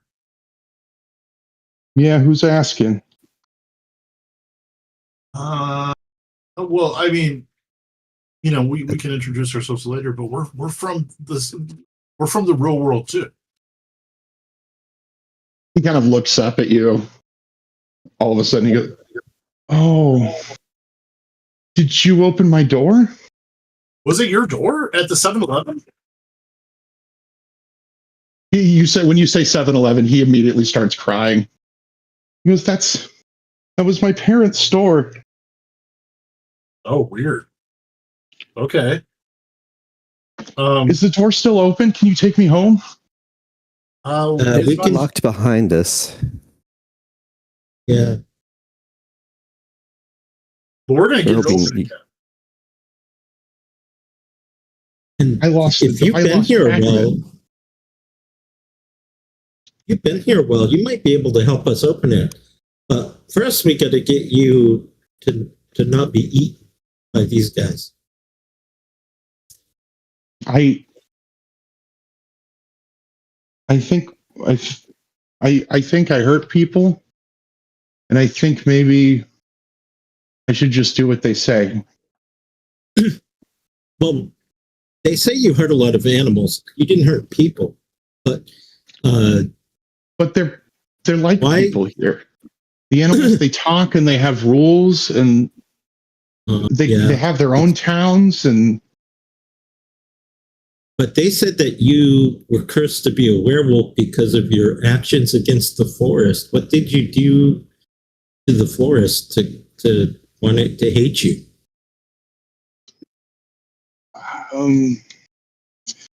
I was working with some Oathbreakers. The mermaids. And yeah, Vanessa and a few others. Yeah, we met And them. we were using the forest as our hiding spot, and we were doing like hit and run attacks on the kingdom's soldiers. We were fighting them on the roads, and we'd disappear into the forest. And the soldiers would come into the forest and they'd hunt us, and they'd hurt the animals and they'd burn the forest. And we So knew wasn't- that they were doing this every time, and we still kept on using the forest to do it. But it And I wasn't think- you that was hurting the animals, it was the king's people. It was the fairies. Those are the soldiers.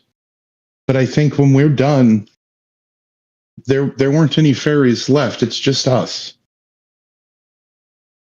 We would take them all out. These soldiers are dangerous here. They hurt people. They constantly steal from the towns. They're not good, and so we killed them.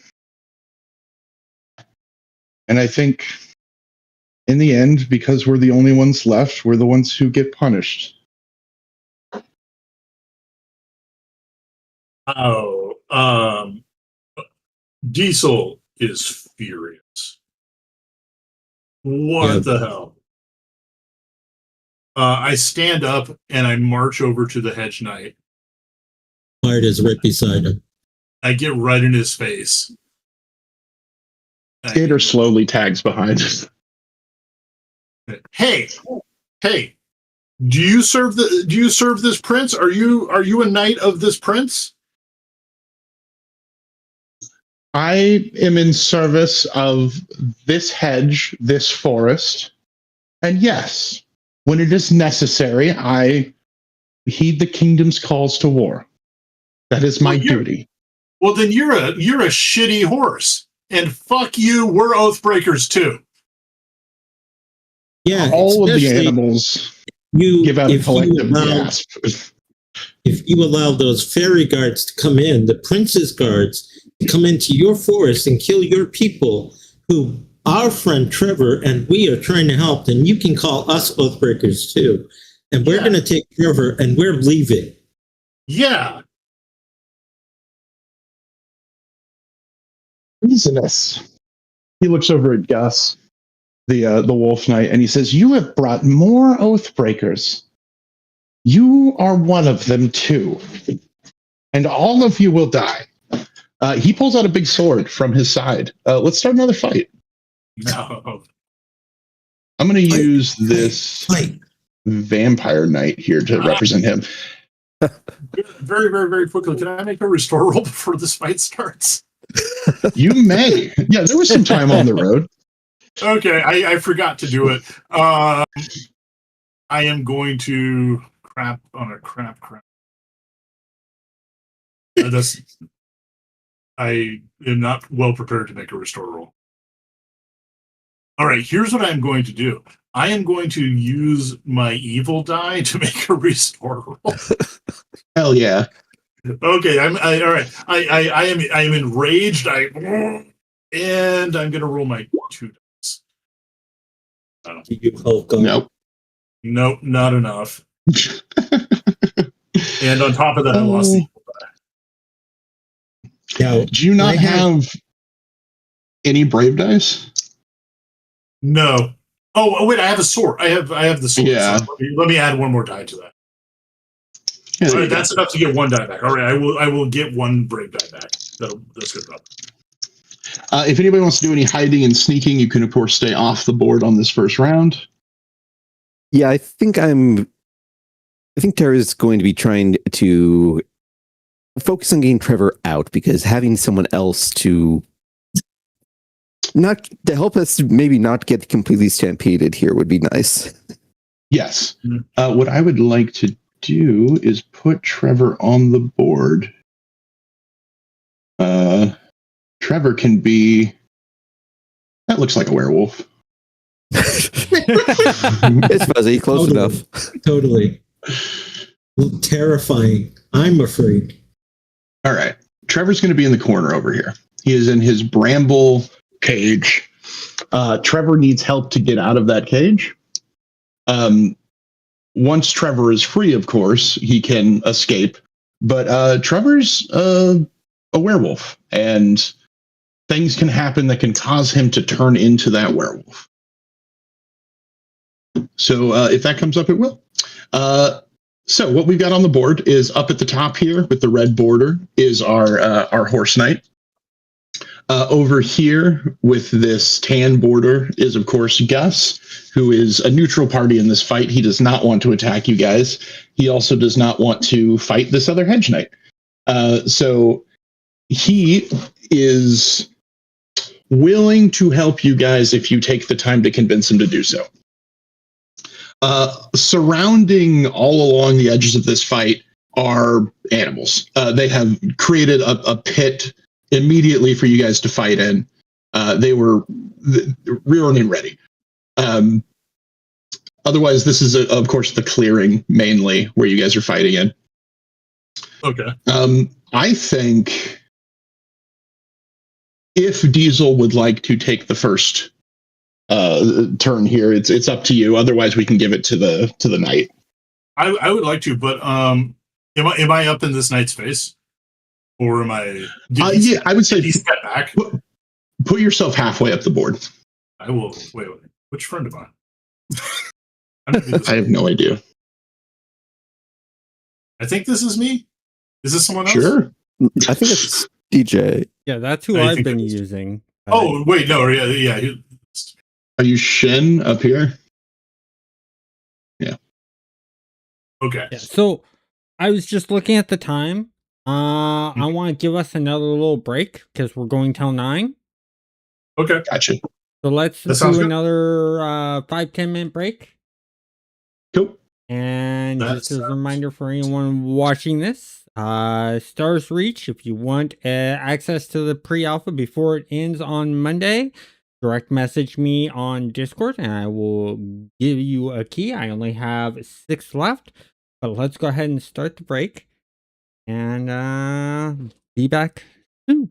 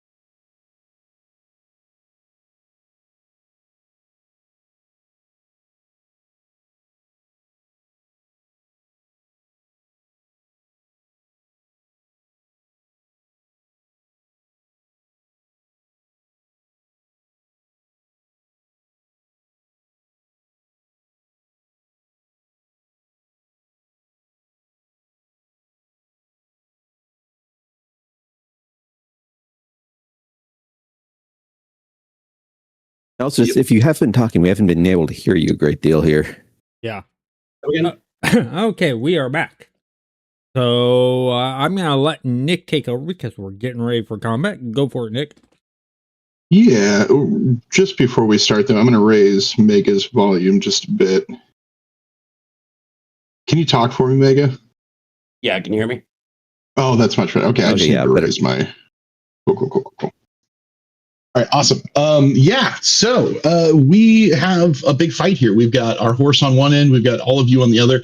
This horse wants to enact some violence and would like to go, unless he is interrupted. Wait. I'm definitely interrupting. Yeah. Oh, I'm sorry. Didn't I say you were going to start this fight? Because you were the one who's initiated it. I'm sorry. Yeah, you go ahead and take the first step. Okay. He's going to interrupt you, is what he would like to do. Yeah, I thought so. Damn Yeah, horse. he's got yeah, let's see. He's got... That's like the joke. Interrupting horse. Mm-hmm. Exactly. He says, nay, you cannot go. Maybe. He only had 3 dice to roll. I only rolled 2 dice, so I... Oh, Hey! wait. I forgot. I have another die. All right, go ahead. Don't try to interrupt me, you goddamn horse. I'm going to break that armor right off your body. And I'm going to charge at him, swinging my bark blade that I got from the Root gods, yeah. And since, there's a bunch of night stuff going on, I am going to just let out an enthusiastic have at thee as I attack. Excellent. I am rolling break dice, but I am also going to try to add my 1 good die that I just got because I feel like I am in the right. For sure. All right. Okay, he's got 3 armor. He's got some tough. Good die. He has... Oh, he has last one standing, but he can't use it because Gus is in the fight. Thank God. So he is coming in at 6 dice. No! Oh, No!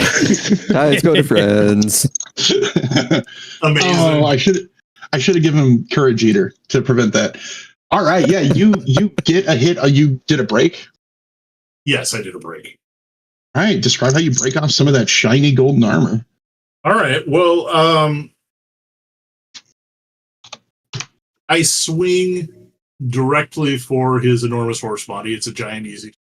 And I bring my sword clashing down on a piece of armor, and it catches on a strap. So I just dig it in, and I pull it back, and I snap the strap. Nice. Yeah, you see one of the pieces of armor that was covering his left flank kind of just tumbles off of him. And he rears up and gives out a whinny. Who goes next? I got him. Bard, do your thing. Hey. And that is a +1 action chain bonus.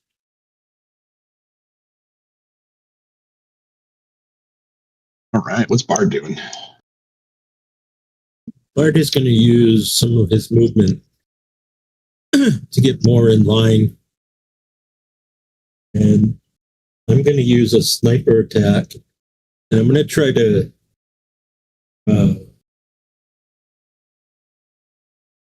hit that area that just became exposed in his flank. Nice. All right, we'll make sure you get that +1 action chain bonus. Yeah, this is going to give me 7 dice. That's a lot of dice. He is now down to 5. Oh, yeah, that's a hit. With all those Yeah, sixes another and the clean fives, bullseye. Yeah. All right, yeah, describe your hit. So after Diesel says, Bard, do you think? I start taking aim and walking. I'm trying to make myself look like what I described Robin Hood to Gus So I'm going to be like, sure. Gus, you were talking about injustice against the people, and that's exactly what the prince is doing. He's sending troops in to kill forest people to try and bring out Trevor and them. Are you going to let that stand? And then the shot just goes right off into that flank. Nice. Yeah, you see Gus is. You wake him up with this. You the arrow hits. You see that the horse screams out in pain, and Gus looks back at you and he says, "You're right. We have to protect these people." And he pulls his sword out. There's an additional effect to Sniper. I just don't remember what it is off the top of my head. Let's look.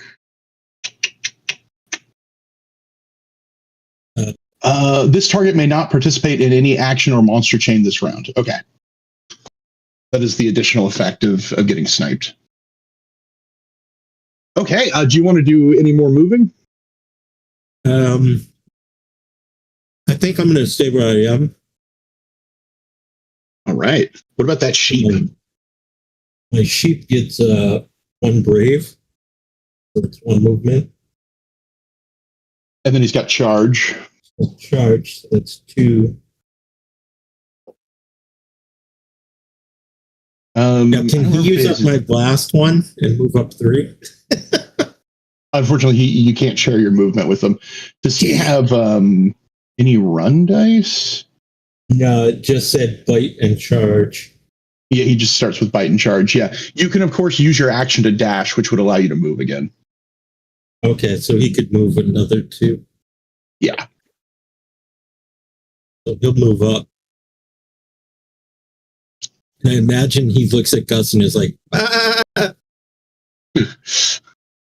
Yeah, Gus looks back at him and he's like, "We have this, buddy."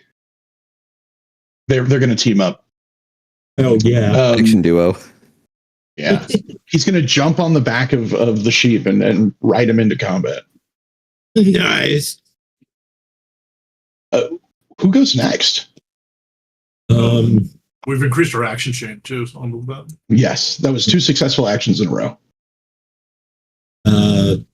DJ or Peter or Tara or Devon once. I think I can build up the action chain a bit more because I've got DJ's a fairly easy thing planned to do. Okay. Gator's trying to pull the brambles off of the prison cage, so he's not participating in the fight. Okay. Yeah, so I'll let Tara be like, okay, Tara. All right. And I'm just, we've got someone who's in a tight spot here. So I'm actually going to tell Trevor, okay, try and scooch back. It's going to take up a little bit of space. And I'm going to call in a scapegoat into the cage to break him out. Yeah, nice. All right. Go for it. Doing what the scapegoat does best. I mean, this part, it's straight up in his name, so I'm hoping they can help out. Oh, yeah. Wow. Oh, my God. That's a lot of ones. Yeah. It's enough for the goat, but who knows what else is about to happen. Yeah, this is our This would be a moderate, yeah. Disaster. Okay. Hopefully this doesn't freak out Trevor. I mean, if it does, then it means he gets onto the field a lot faster, right? Yeah. That's true. All right, so we've moved on to the major table. And that's a 5. Okay, what do we got here? We've got 5. Living Shadow. Your shadow runs off and joins Karagor, who's one of the hunters, and he tells him all of your secrets. The game master may give one monster in the adventure the shadow monster title. Oh, is this horse actually a shadow monster? Jesus Christ. That would explain why he's such an enormous asshole. Well, he's such a dick. I was going to say he's a jackass. Yeah. Let me see what Shadow does. And if I want to give it to him. Where's Shadow? I know it's good. It would also be interesting if Gus was a shadow. Yeah, maybe Gus gets it. So he gets. Oh, that's really good. Yeah. Okay. So you spawn in this escape goat. That's right. Shadow stretches into the cage, the goat pops out, and then the shadow just keeps stretching until it kind of snaps and it goes off somewhere. Yeah, seem to be under control of these, the way you've used magic so far and how the shadows have interacted in a certain way. But this one got away from you. Yeah, it sort of ran off, and it ran towards the horse knight, and his shadow merged with it. That's not supposed to happen. Bad shadow, get back here. Did you mean to do It's a that? little weird. The goat, when you summoned him into the cage, he saw it happen, and he kind of looks at you, and he kind of gives you a shrug. You know, but he immediately starts going goat, to work. Trevor, goat, help him out, please. Yeah, Trevor goes, "Hi, scapegoat. Have we met before?" And the goat goes, "Meh." What do you want to roll for this goat? Do you want to roll some break, some do things with rope? I think he probably has a few dice that could work for getting Trevor out of this prison.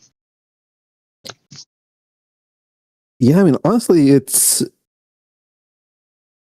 almost want to say just goat's choice on this one here, though I suppose technically I would have to. Yeah, let's look at his list and see what he's got. Yeah, it doesn't say he's got break. I mean, he's got rope, but rope would kind of more hope for going up and down. And worst case, there's matches. You can always try and just ignite the brambles and run really fast. This is very true, yeah. Set it all on fire. And the last goat did kind of explode everybody. If this is the same one, we might have a pyro goat. Right, yeah, he's got one skill. He escapes from danger by creating danger. All right, so he's got what? Hide and sneak, backstab, disarm, lucky, bite, do things with throw. Okay, so I feel like, yeah, you could definitely use the matches, which would provide you with what is it called? Firebug, which is a special die that lets you set things on fire. In addition to that, you could always just add your bite dice, and he could just eat his way through this. He is a goat. You can always add your lucky dice to any one roll, so you might as well add that. Mm-hmm. So yeah, if you want to go for fire, you can go ahead and do that. If you want to just go for the bite, you can do that. Let's say he tries to just chew his way through the brambles first here, and then if we're not out by the time he's time's up, then he'll just leave a match behind as a parting gift. Right? Yeah. Just leaves it as he desummons. Yeah. All right. So he's got explosions. Hell yeah. He's got 2 strong. He will have 1 extra bite die. He's got a lucky die that you can throw in there as well. Yeah, may as well front load everything. The sooner Trevor's out of there, then the sooner we've got a werewolf on our side. Well, yeah, a werewolf on the field. On our side, who knows? That may be. We'll go ahead and we're going to set the difficulty at 11. So this should be pretty doable for him. Yeah, 4 dice. You jinxed us. Oh, yeah. You see the goat starts chomping down, and then he bites into what looks to be a thorn, and he kind of, and he stops for a second. He starts trying to spit it out, but he clearly seems determined to make progress. All right. So who's going to go next? That doesn't break the action chain, of course, because it's a called monster. It doesn't matter. You have succeeded at your action, so you're going to pass it along. Yep. And I'm also just going to take my movement and let the goat do his work down there. Oh, gotcha. And okay, so all right, we had Diesel go, we had Bard go. DJ or Siobhan, who wants to go next? I don't have any melee attacks, so I don't think I'm going to really be able to do anything with that action chain right now. So if DJ has something that can be done, then do you have a dagger? Because you can throw daggers. I don't believe I have a dagger. You have broom instead. But I don't. I have my broom and the initial rod that I had. Yeah, no worries. Yeah. Is DJ in a better position to try and use that action chain. I'm reading up charge, because if I remember correctly, it adds to how far I can move, correct? Yep, it's adding brave dice, which determines movement. You can, of course, always choose to let him go instead, which is preserving the action chain for defense, because that thing he is about to hit Diesel as hard as he can. Yeah, that wouldn't help me out any. Yeah, movement is 6 to do what I'm doing, but I can only do a total of 5. Yeah, so if you two are going to be stuck doing positioning, then yeah, I guess we'll give it to the horse. Give it to horse. Yeah, I that's probably your best bet. Okay, so Horse Knight. Let's see. He has lots of options. So he looks down at Diesel. He gives you a furious look, and you see his shadow. It almost looks like it's sizzling and almost like smoke's coming off of his shadow. And you see his eyes, his big black eyes, start almost turning like white and red, and they become discolored. And he looks down at Diesel and he says, you have challenged the champion of this forest, and I will show you what happens. And as he opens his mouth, his jaw almost unhinges like a snake, and 2 big vampire fangs pop out where canine should be. He is a vampire. Vampire horse. That is not a good combination. Oh no. So he's got some strong dice. He's got some bite dice. Okay. He's got. It's still the first round. He's got a charge die. I've come to suck your blood. 7. He doesn't get to use last one standing. So I will take my 7 dice. Only for no. 7. Okay, well, I have my 3 dice from the action chain, and I have my 1 tough die. You have Daredevil, right? Yeah, but I only have 3 brave dice, so that wouldn't be better than what I. Oh, all right. Well, I rolled 23. It's a beatable number. No. Not that beatable. Excellent. Yeah, the horse with his big unhinged jaw bites down on your shoulder, and you can feel the 2 fangs just sink in on the side. Is this going to Yes, reduce you to 0 tough dice? Oh my God, your friends just got eaten by a horse. That is gruesome. That's a little bit horrific. Yeah, you see Diesel. Diesel gets drained of his blood in a very classic vampire way. And as this happens, you can see that the horse's wound starts to heal from that arrow, and he is going to gain back a core die because he made a successful bite attack. If it was classic vampire, I've never seen a horse vampire movie before. Secretly, all horses are vampires. Well, none of you can see him, but now Diesel is just standing there over his dead body with his arms crossed in frustration. Like, not again. This is like the 2nd time in 24 hours, and the 3rd time in 48 hours. Oh, just so many deaths. The horse moves forward, and he stays right there. So, I want. This is not knowledge you're going to have otherwise. So I want Tara to make an I know about magic roll, adding smart dice. All right. And I know about white magic. Is that too specialized to pick this up, or? No, that's perfect. That's perfect.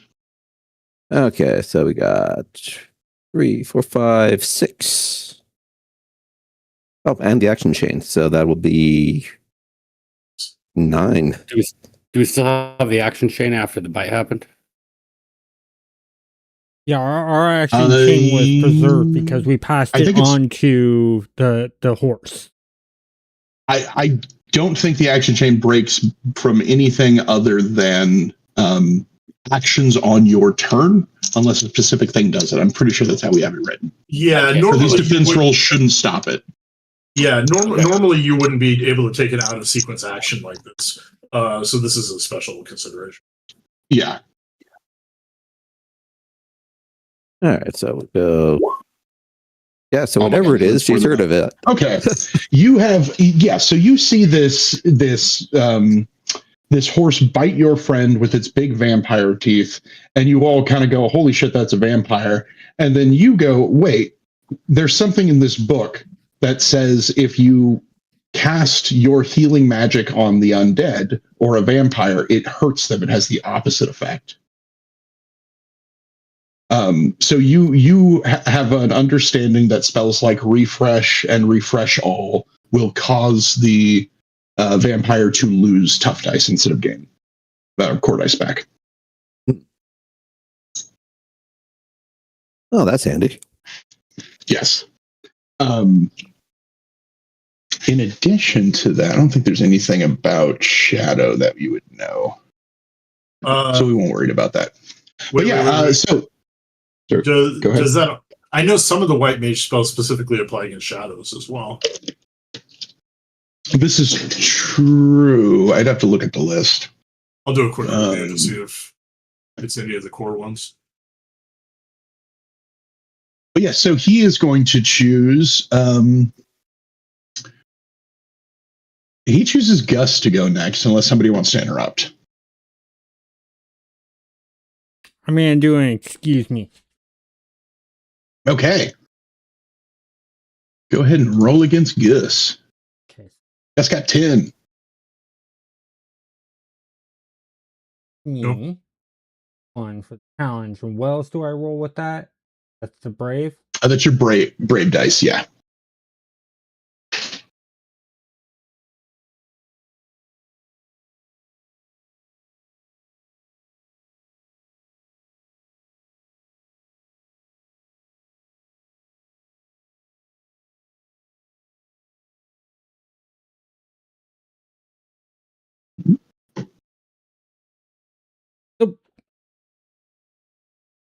You try and interrupt Gus, and Gus just goes, "Don't worry, young squire, I will handle this."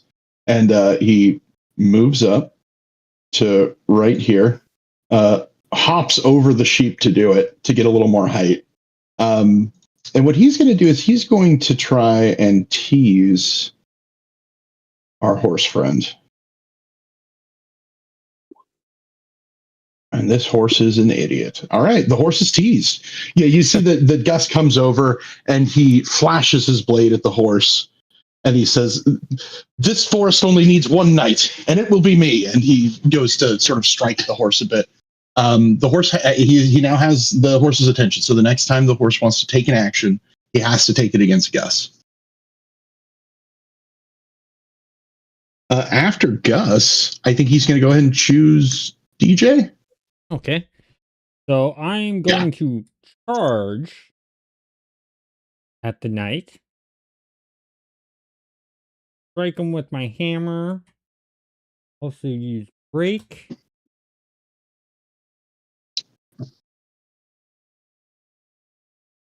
Four.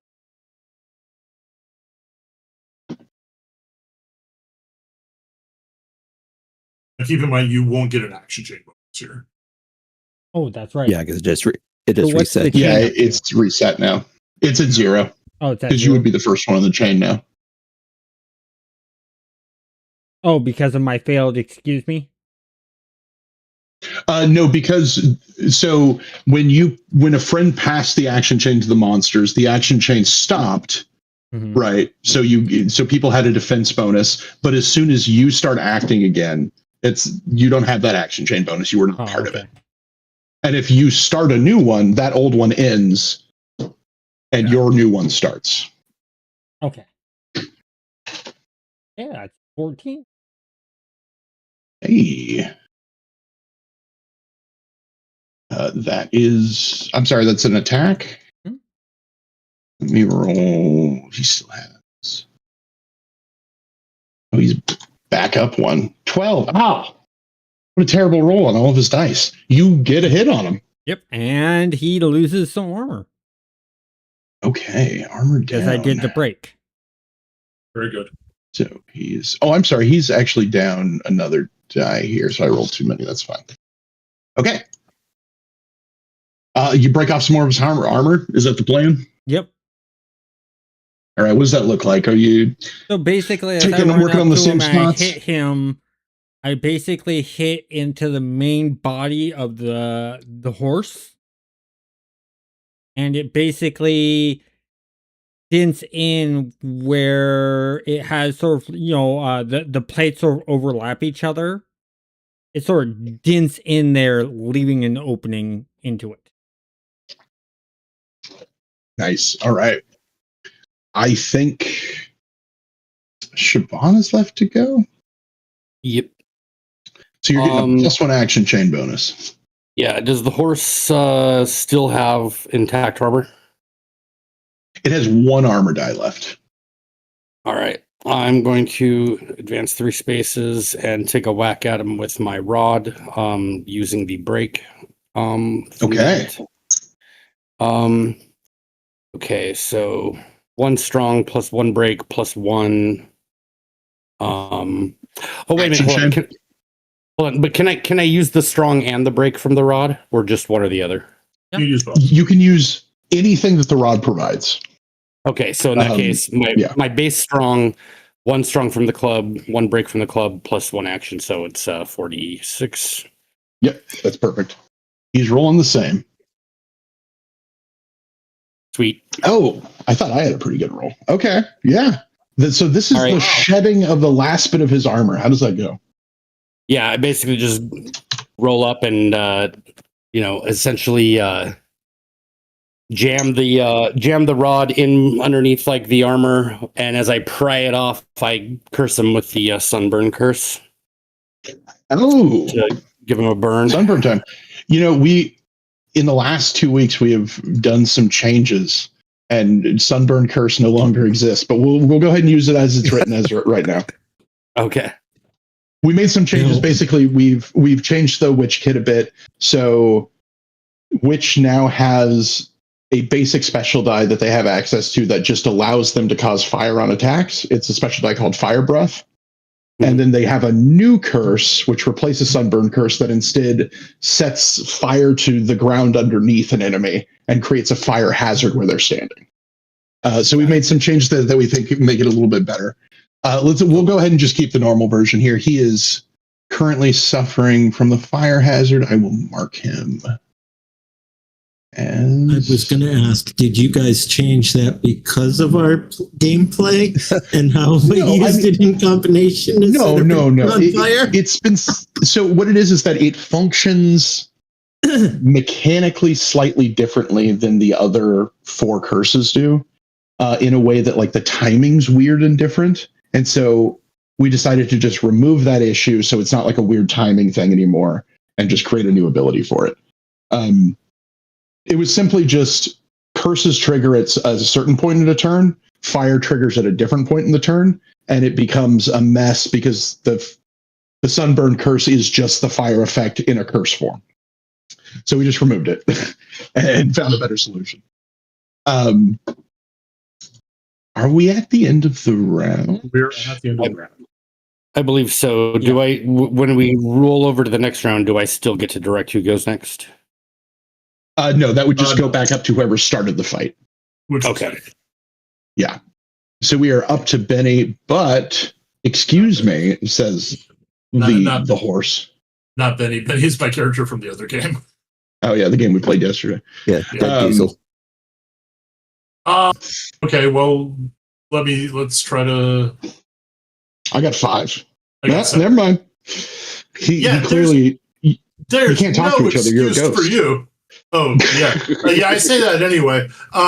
Crap! I forgot I need to do ghost stuff. You know what? I'm going to make this easy. I am going to ghost move over, and I am going to try to cheer on DJ. Yeah. I'm going to do a ghostly cheer. And how this works, I'll explain. It's one of the several ghost actions you can.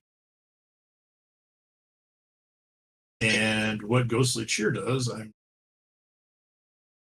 open to. Encourage a living friend by rolling brave dice against the game master's challenge dice. Yes. If there's rules, okay. Reroll. That's interesting. That's right. It's the one that you don't actually roll, or a person doesn't roll against. Yeah. Okay. Yeah. So I rolled. Okay. That's definitely under the difficulty number I was going to set. Okay, that's fine. So yeah. All right. That is going to be a fail.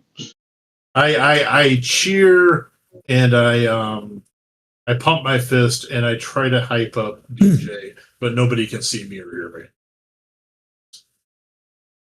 But I will still choose DJ. Okay. So what I'm going to do is I'm going to do another attack on them with the mace and using Rite of Fire to make that fire damage that he has on them stronger. All right. Yeah. Now's the time to use it. Yep. So let's see. So he has no armor left. Oh, that's terrible.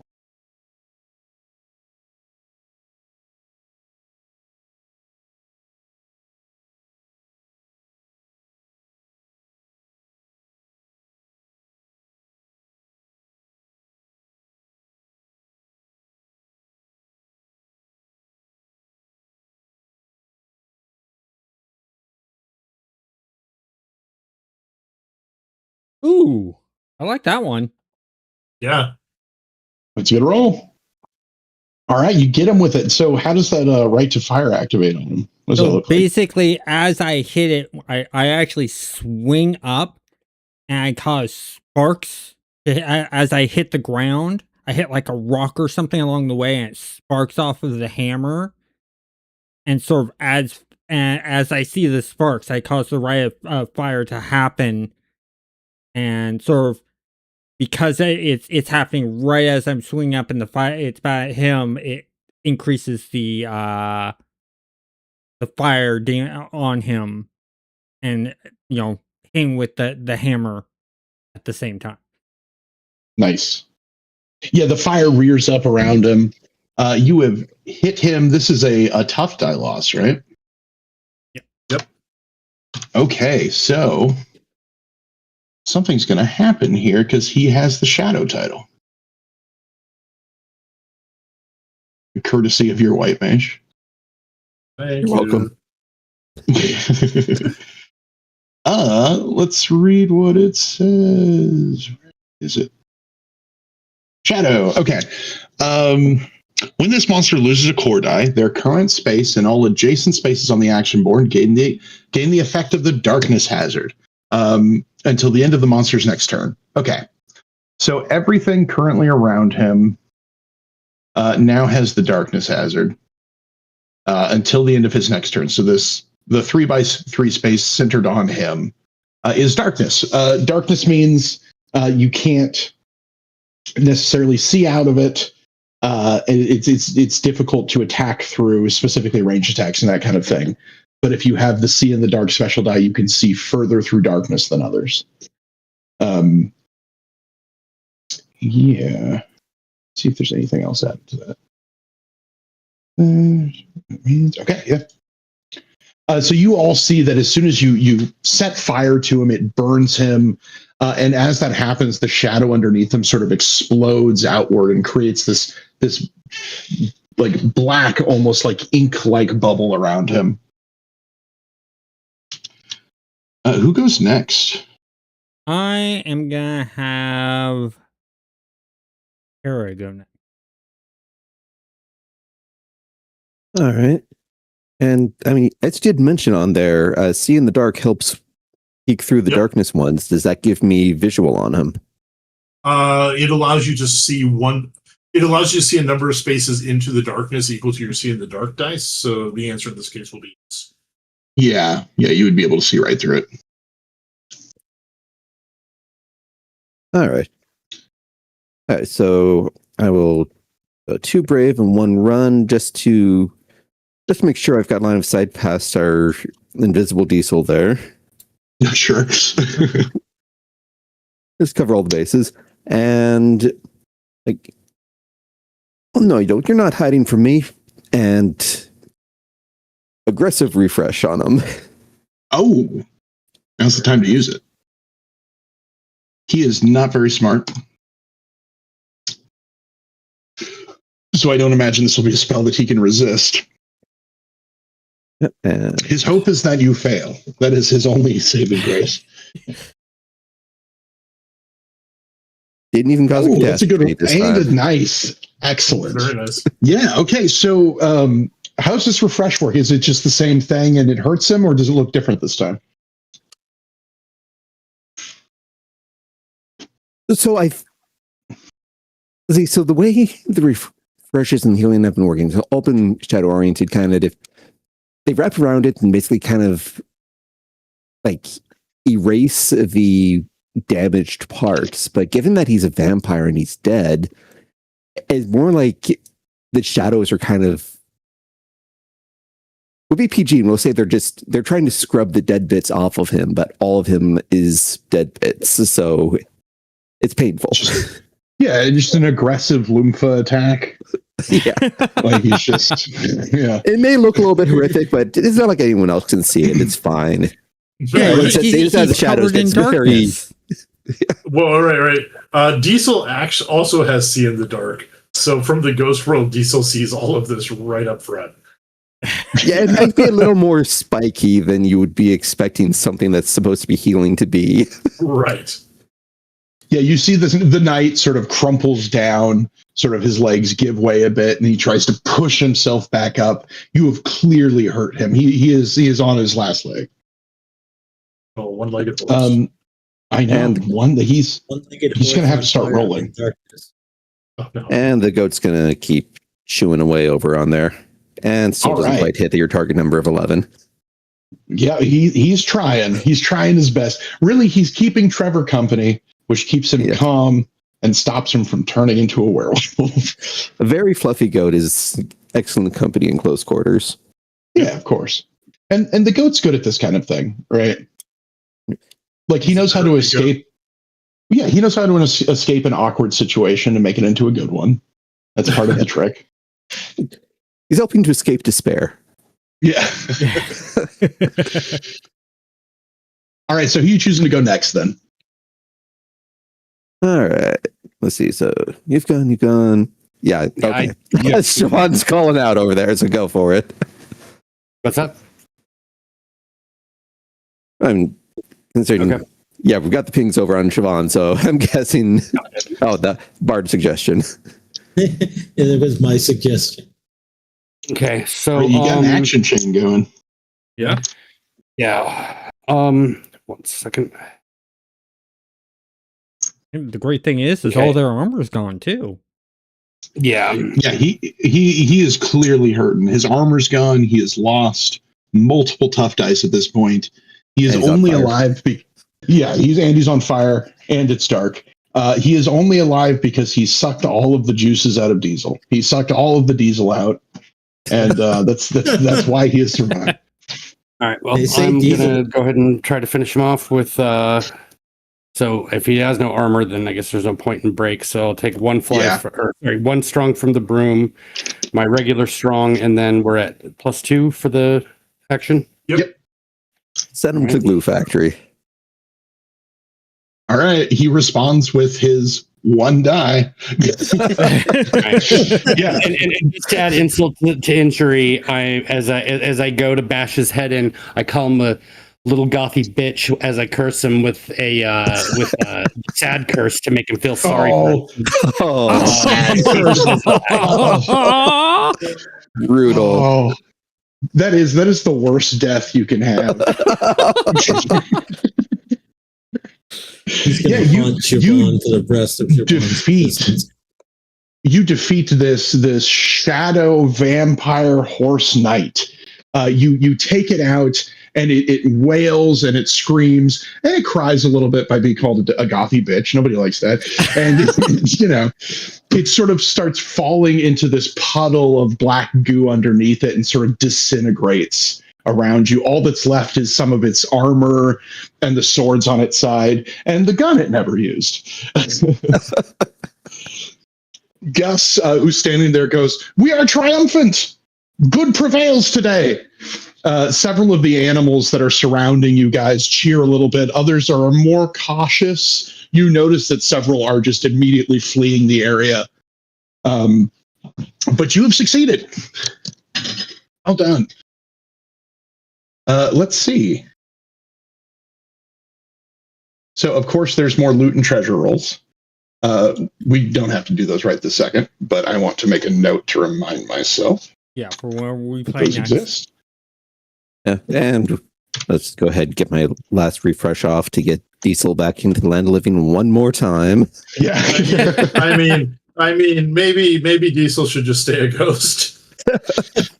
He might be more helpful. Oh, Well, whatever I know is we don't hand fire to Diesel. It's a guaranteed explosive experience. Yeah. exactly. I had to say it.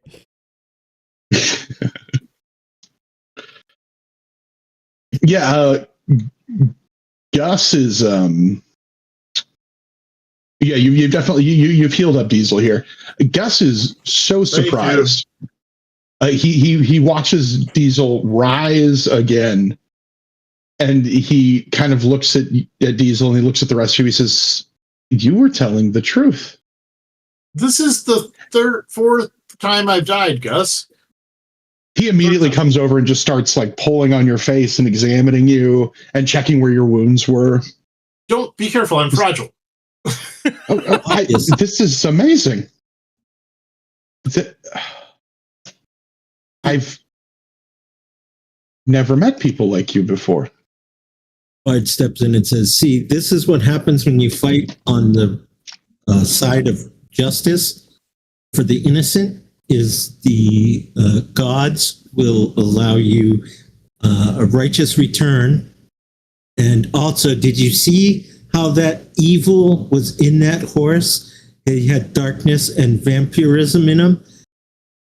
I saw it seeped out of him. There were shadows in him. Yeah, that was a flat-out evil horse. Yeah, and he was allowing the King's Guard to come in and slaughter innocent wildlife in this forest because we were trying to help dethrone him. And Trevor was just trying to help. I have to say that I would not have seen this without you. I thank you, and he bows at all of you. In the meantime, the scapegoat has eaten his way successfully out of the prison without the stress of the fight happening nearby. He was able to do that. He frees Trevor, who Trevor gets into his chair, and he gets himself over to where you guys are. Gus walks up to Trevor and he says, I am sorry, Oathbreaker. I came here to pass a harsh judgment, and I see that was wrong. And I will try my best to help you get home. And Trevor doesn't say anything. He just kind of looks down. And he looks up at all of you. He says, "What are we supposed to do now?" We're gonna find our way home, and we're gonna make things right here. We're not gonna let this prince and his evil horses boss anybody around anymore, and we're gonna make sure that the animals don't get hurt. And we're gonna be the good guys, and we'll fucking kill anybody who gets in our way. And roll credits. After the credits roll, I would like there to be like a small after scene where Bard goes to whoever has the ancient fairy rebirth rune and kind of pulls them aside to try and ask them for it, because he would like to reset his birthday so that he's older than the other. Whoa. Yeah, for sure. So I have that rebirth rune. And my thinking is, well, why don't we try using the rebirth rune on what's not Gus, but the werewolf. Trevor. The rune, I mentioned this before, the rune does not make you younger. It doesn't, like if you're already 13, it wouldn't make you 12. It just changes the day of your birthday on the calendar. Right. So if Bard changed his birthday to before the 31st of winter, he would actually technically be older, so to speak. Right. That year would last longer for you. Yeah. That amount of time. Yeah, if we used it on Trevor, that could maybe reverse the curse. No, like because 15, and because you can't de-age. And it's 13. Okay, yeah. Sorry. I thought you'd say he was 14. It is absolutely, once we introduce the item, it is absolutely something everybody asks. They're like, can I just get younger with it? And it's like, I understand that's what people want to do. Mm-hmm. That would be so imbalanced mechanically to just be like, I'm not a monster anymore. It stops a lot of the progression of the game. A lot of the tools that work in this way are more about putting off the date and not stopping it. There are a few other mechanics that kind of do that. For example, in the Soul Thief guide, we talk about that there's a mechanic for Soul Thieves that if they just kill enough people in a year, they don't have to grow older. But the amount of people they have to kill grows exponentially every year to the point where it becomes such an unreasonable number that you can't do it. Yeah, so I turned to that attitude. That response right there is something literally every Soul Thief says. Yeah, it's true. So I tell Bard that, hey, I want to hold on for a moment and let me think it over. There's always opportunities to get more too. It'll happen. Yeah. And also just a secondary kind of post-credit scene there, and it's like a little repeat of when Terra's shadow detaches over from the horse after he's fallen and crumbled, and all that kind of sneaks away. But rather than going back up, it just kind of slides up, or her eyes go pitch black for a moment before it settles back to normal. Oh, Jesus. I like that. I thought it turned out very thematic that we pulled the shadow one as you keep describing your powers being sort of shadow adjacent. I thought that was very cool that worked out that way. Yeah. Is it possible that in sucking back up that shadow, which had been maybe tainted by evil, Terra could gain an evil die? Oh, that's interesting. How do you feel about that? Do you think you're being tainted by this magic? Or do you think having your shadow come back to you kind of purifies the whole thing? I'm thinking it may be the push for what happens when her 13th birthday comes up in a couple months here. Oh, okay. Were you looking at the evil dice? I say that generates evil dice. If I get a vote. One last thing. I know we probably don't want to roll for treasure now, but that horse had a gun. That horse did have a gun. Can you tell us about that gun? I can tell you about all his equipment here. He's got a knight's pistol, which is a rare rank 1 gun that gives you +1 strong and +1 last word. None of you can use guns, so when you use it, you wouldn't be able to borrow the strong dice. But you could borrow the last word dice, and it is also a ranged weapon. Guns are one-handed, and they cost a match every time you attack with them. But if they hit, they automatically cause fire. But if in addition to that, sell it. Yeah, you can absolutely sell it. It is a rare item that's worth selling. He also has a rare clothes items called the Oathbreaker Trophy Belt. This is worn on the legs, and it provides +1 scare and +1 trip during spring, summer, and fall seasons. Oh, that's fantastic. Yes.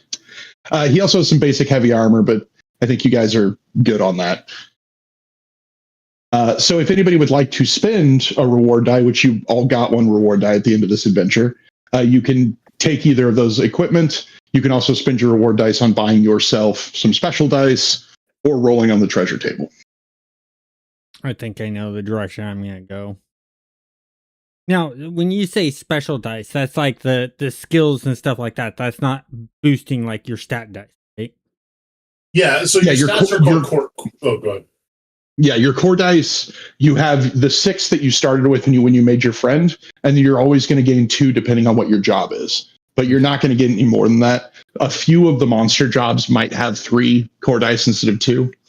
But the 8 core dice is always what you're going to have. Yeah, so I'm gonna want to look into my witch hunter and see what I want to do, because I want to beef up my attacks. My defense is strong, my attacks are weak, so absolutely, yeah. There's options in Witch Hunter for that. There's options in the normal special dice list that help with that. Stuff like break and trip and fight dirty, headbutt, things like that are just great combat benefits that anybody can get access to. Yeah. On the other hand, the witch hunters don't normally have access to guns, but a gun is a really good tool for witch hunters because it sets targets on fire. Yes. So, but I hear what you're saying. So what I'm going to do is I'm going to spend my reward die to buy that gun, then give it to you. Oh, hey, thank you. Even though I'm going to suck at shooting it for a while unless I do something to get the ability to learn. But yeah. So let me add that to the character. Sure. How much? How many coins do you have? How many coins do I have? Yeah, I have. I'm trying to decide if this is giving coins to the poor like it was the first time Diesel did it. I have lots of coins. Nope. Never mind. This is not charity. This is just a nice, kind gesture. I don't even know if Diesel thinks of it as a nice gesture so much as it would be cool if one of us had a gun. Right, yeah, guns are pretty neat. Like all children should have.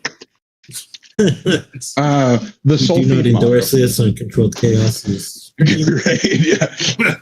Okay. Disclaimer. So what is the gun called again? It's a Knight's Pistol. Very simple name. And it's a rare rank 1 gun. That means it provides +1 strong, and because it's rare, it gives +1 last word, which is a special die on the normal special dice list. What last word lets you do is that at the end of the round, when everybody else has taken their turns, you can choose to spend one of your banked actions to immediately take an action outside of the turn sequence. Okay, I put it in my loot. Bard would like. Oh, sorry, go ahead. No, please. Bard would like to spend his reward dice. I would like to try and see if I can get some armor. Okay. What is your tough dice total? My tough dice total is 2. Okay, so you would need medium armor. Yeah. All right. Do you want to just try and roll for it on the treasure table? Do you want to? Because you can certainly roll on the treasure table. You might get some armor. Alternatively, we could buy you some armor, next time we go to like a town or something like that. No, I'll take my chances on the treasure table. All right, let's roll that treasure table.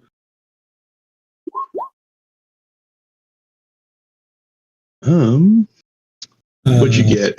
Unfortunately I closed Roll20 by accident. 12? Yeah. Okay, well you have to roll on the heroic treasure table then. Holy shit! This is where all the good stuff is. Oh my god! 2d6 again. Yep. A 9. A 9 is it's not armor, unfortunately. It is an exotic gear item, though. So let's go ahead and look at all the exotic gear that we could give you. Ooh. Oh, there's a lot of options. There's so many. Hold on. yeah, give us a sec. Specifically, all of the exotic items are split between the exotic merchants, and there are several of those. Two-handed weapon. Oh, there's pocket fire. Pocket fire is cool. So this is a exotic rank X gear that gives you fire breath, which is that thing that we gave witches. And that's really good. We've got the ghost cake recipe, which is a cooking recipe for a very specific type of food item you can make. There is, God, this is a long list.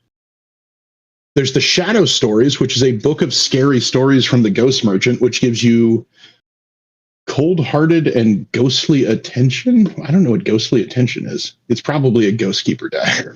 It is. There's the Lost Manual of the Squid Fist style. Yes, which is like a martial arts manual given by the Deep. So defensive-wise, Shadow Stories, it isn't a piece of armor, but it gives you a special die called Cold-Hearted, which you add to defense rolls until you are on fire. Cold-Hearted is very good. It's a very good special die, and specifically the Shadow Stories book gives you plus X, which means that it's going to increase every rank.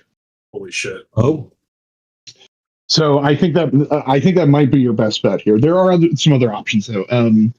Looking at the goblin, the only downside with gear is you have to hold it in your hand to get.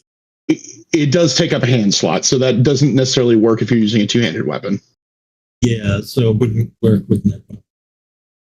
Unfortunately, that's how all gear works. So you're kind of in a position where. On the other hand, it's the kind of thing that you can, if an enemy gets close to you, you can pull it out. Yeah, you could certainly just have your gear out instead of your bow, or pull out two pieces of gear.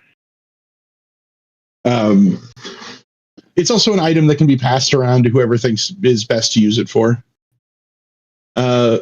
But I'm going to go ahead and give that to you. So on page 230 of the book, which is 238 in the PDF count, you will find Shadow Stories. Wait, was this an item that was on? I know he wasn't equipped with it, but considering he became a shadow, it would be very fitting if the horse had this book with it. Yeah, maybe this is part of his whole thing. Like you find this book in the puddle of shadow that's been left. And it's a book of scary stories illustrated so hauntingly that it keeps ghosts up all night. That is the descriptor. Oh, descriptor. The gothy horse likes the scary stories. the sad gothy bitch. Yeah. Mm-hmm. Oh, that's really so. Sorry to interrupt real quick, but I got to bounce. Okay. I'm going to bank my reward die. I'll probably end up taking Crow Friend or Voodoo Doll with it. Sure. Yeah, no worries. I just haven't decided on that yet. But I got to say, next week I won't be available because my parents are going to be in town visiting. Okay. But I should be available the week after that. All right. Go have fun with your parents. Okay. Yeah, have a good time with your parents. Yeah, thank you very much, and thanks for the game, everybody. And we'll see you in a couple weeks. See you later. Have a good one. Good night. Later. I have one last thing. Mm-hmm. I promised Nick I would do this when we were talking earlier when we were on break. I want to eat that horse. Oh, right. I pull out my cooking stuff because I have the cooking special die. I pull out my little cooking pot. I pull out my little fork, and I take my sword. I'm going to cut a chunk off that horse and start cooking. Yeah. Yeah. You're going to cook a meal for all of us. Right? Yeah, we are all going to eat nasty vampire horse. So here's my cooking roll. Yeah. It's just good enough to get one. Hell yeah. What is that going to be? So yeah, again, is it a horse berry pie? Is it horse jerky? Is it horse sushi? It is horse sushi. That's disgusting. Yes, So you're not actually cooking it then. Not It's preparing. It is horse sushi, and I am gifting it to Tara. I've already got some food, but thank you. No, I made it for you. Because, you helped me out during the fight. You brought me back to life. So you should eat this horse. You should never eat anything Diesel gives to you, says Gator. Yeah, I mean... Trevor, they were feeding you in that cage. Where they? Here you go. Yeah, Trevor takes it. He's happy to eat it. He looked hungry. He's like, "Oh, my favorite is sushi. This doesn't taste like sushi, though." It's made out of horse. Mm, It's raw horse. right. And, Raw and shadow rice. horse Yeah. and rice. Yeah. Oh, that's really funny. And I think from that fight, Tara did my reward dice went over towards kind of getting some lore knowledge here and picking up the Holy Warrior special Ooh. dice. Nice. Seemed like an That's great. appropriate time to get it. Yeah. Yeah. I was just thinking to Right. myself, well, wait a second. The horse was on fire. It couldn't have been raw meat. It was burning. It should have been barbecue. Oh, that's true. That's true. You really had to. Barbecue You really had to sushi. dig for a part that was fresh. Yeah. From all that charred horse. Well, I was gonna make horse jerky at first, but the part I cut off was still raw. Right. Why waste time cooking? That's funny. So I think that's about everything. Yeah, I think we've wrapped up here. You know, you two let me know when you have the Friday free to do another game. Absolutely. We'll definitely do another Yeah. game. And Yeah, I've definitely had some fun playing with you guys. Really enjoyed it so Yep. far. So Yeah, when we yeah, have it's some fun. extra time, we will make that happen. what I really like about this whole entire thing is you two, along with Draco, made triplets and interact with each other just like you're real all real brothers. I mean, Yeah, That was that's a lot of yeah, fun. it was I a good really time. enjoyed Nick that. and Story, A that's good easy because yeah, dynamic. you're actual real brothers. But adding Draco Siblings, yeah. into that and the Yeah, feel absolutely. to it was really good. Yeah, I that agree. was I had a really good time fun. with that dynamic. Yeah. I So I have never played part of a triplet, but I have played, twins with another person in other games. But when you guys Yeah. said about twins and being age 10, I was like, I'm age 10. Could we make this triplets and see how this works? yeah. I'm really glad you suggested it. It ended up being a lot of fun. Yeah, it Yeah. is turning out really interesting. Now, the question I have is, do either of you have time free next Friday? I can't do next Friday, unfortunately. Okay, what about Oh, we you? actually have another family thing. Oh, both of you have a family thing? Yeah. Yeah. we Okay, gotta think not a about that. problem. I just want to Real-life see if you'd be siblings. able to join in on the Street Fighter stuff. Oh, Okay. Street Fighter. Yeah. Well, I do want to finally build my Street Fighter character. Yeah, I mean, we can just tell our family that we died and Well, Yeah. we can't join them. go to No, your what you family do- event. That's more important. But in between that, work on your Street Fighter characters. What you do is you tell your family that your mother died. Right. Just You gotta confuse tell all of them. Yeah. That'll be especially funny because that's who we're gonna see.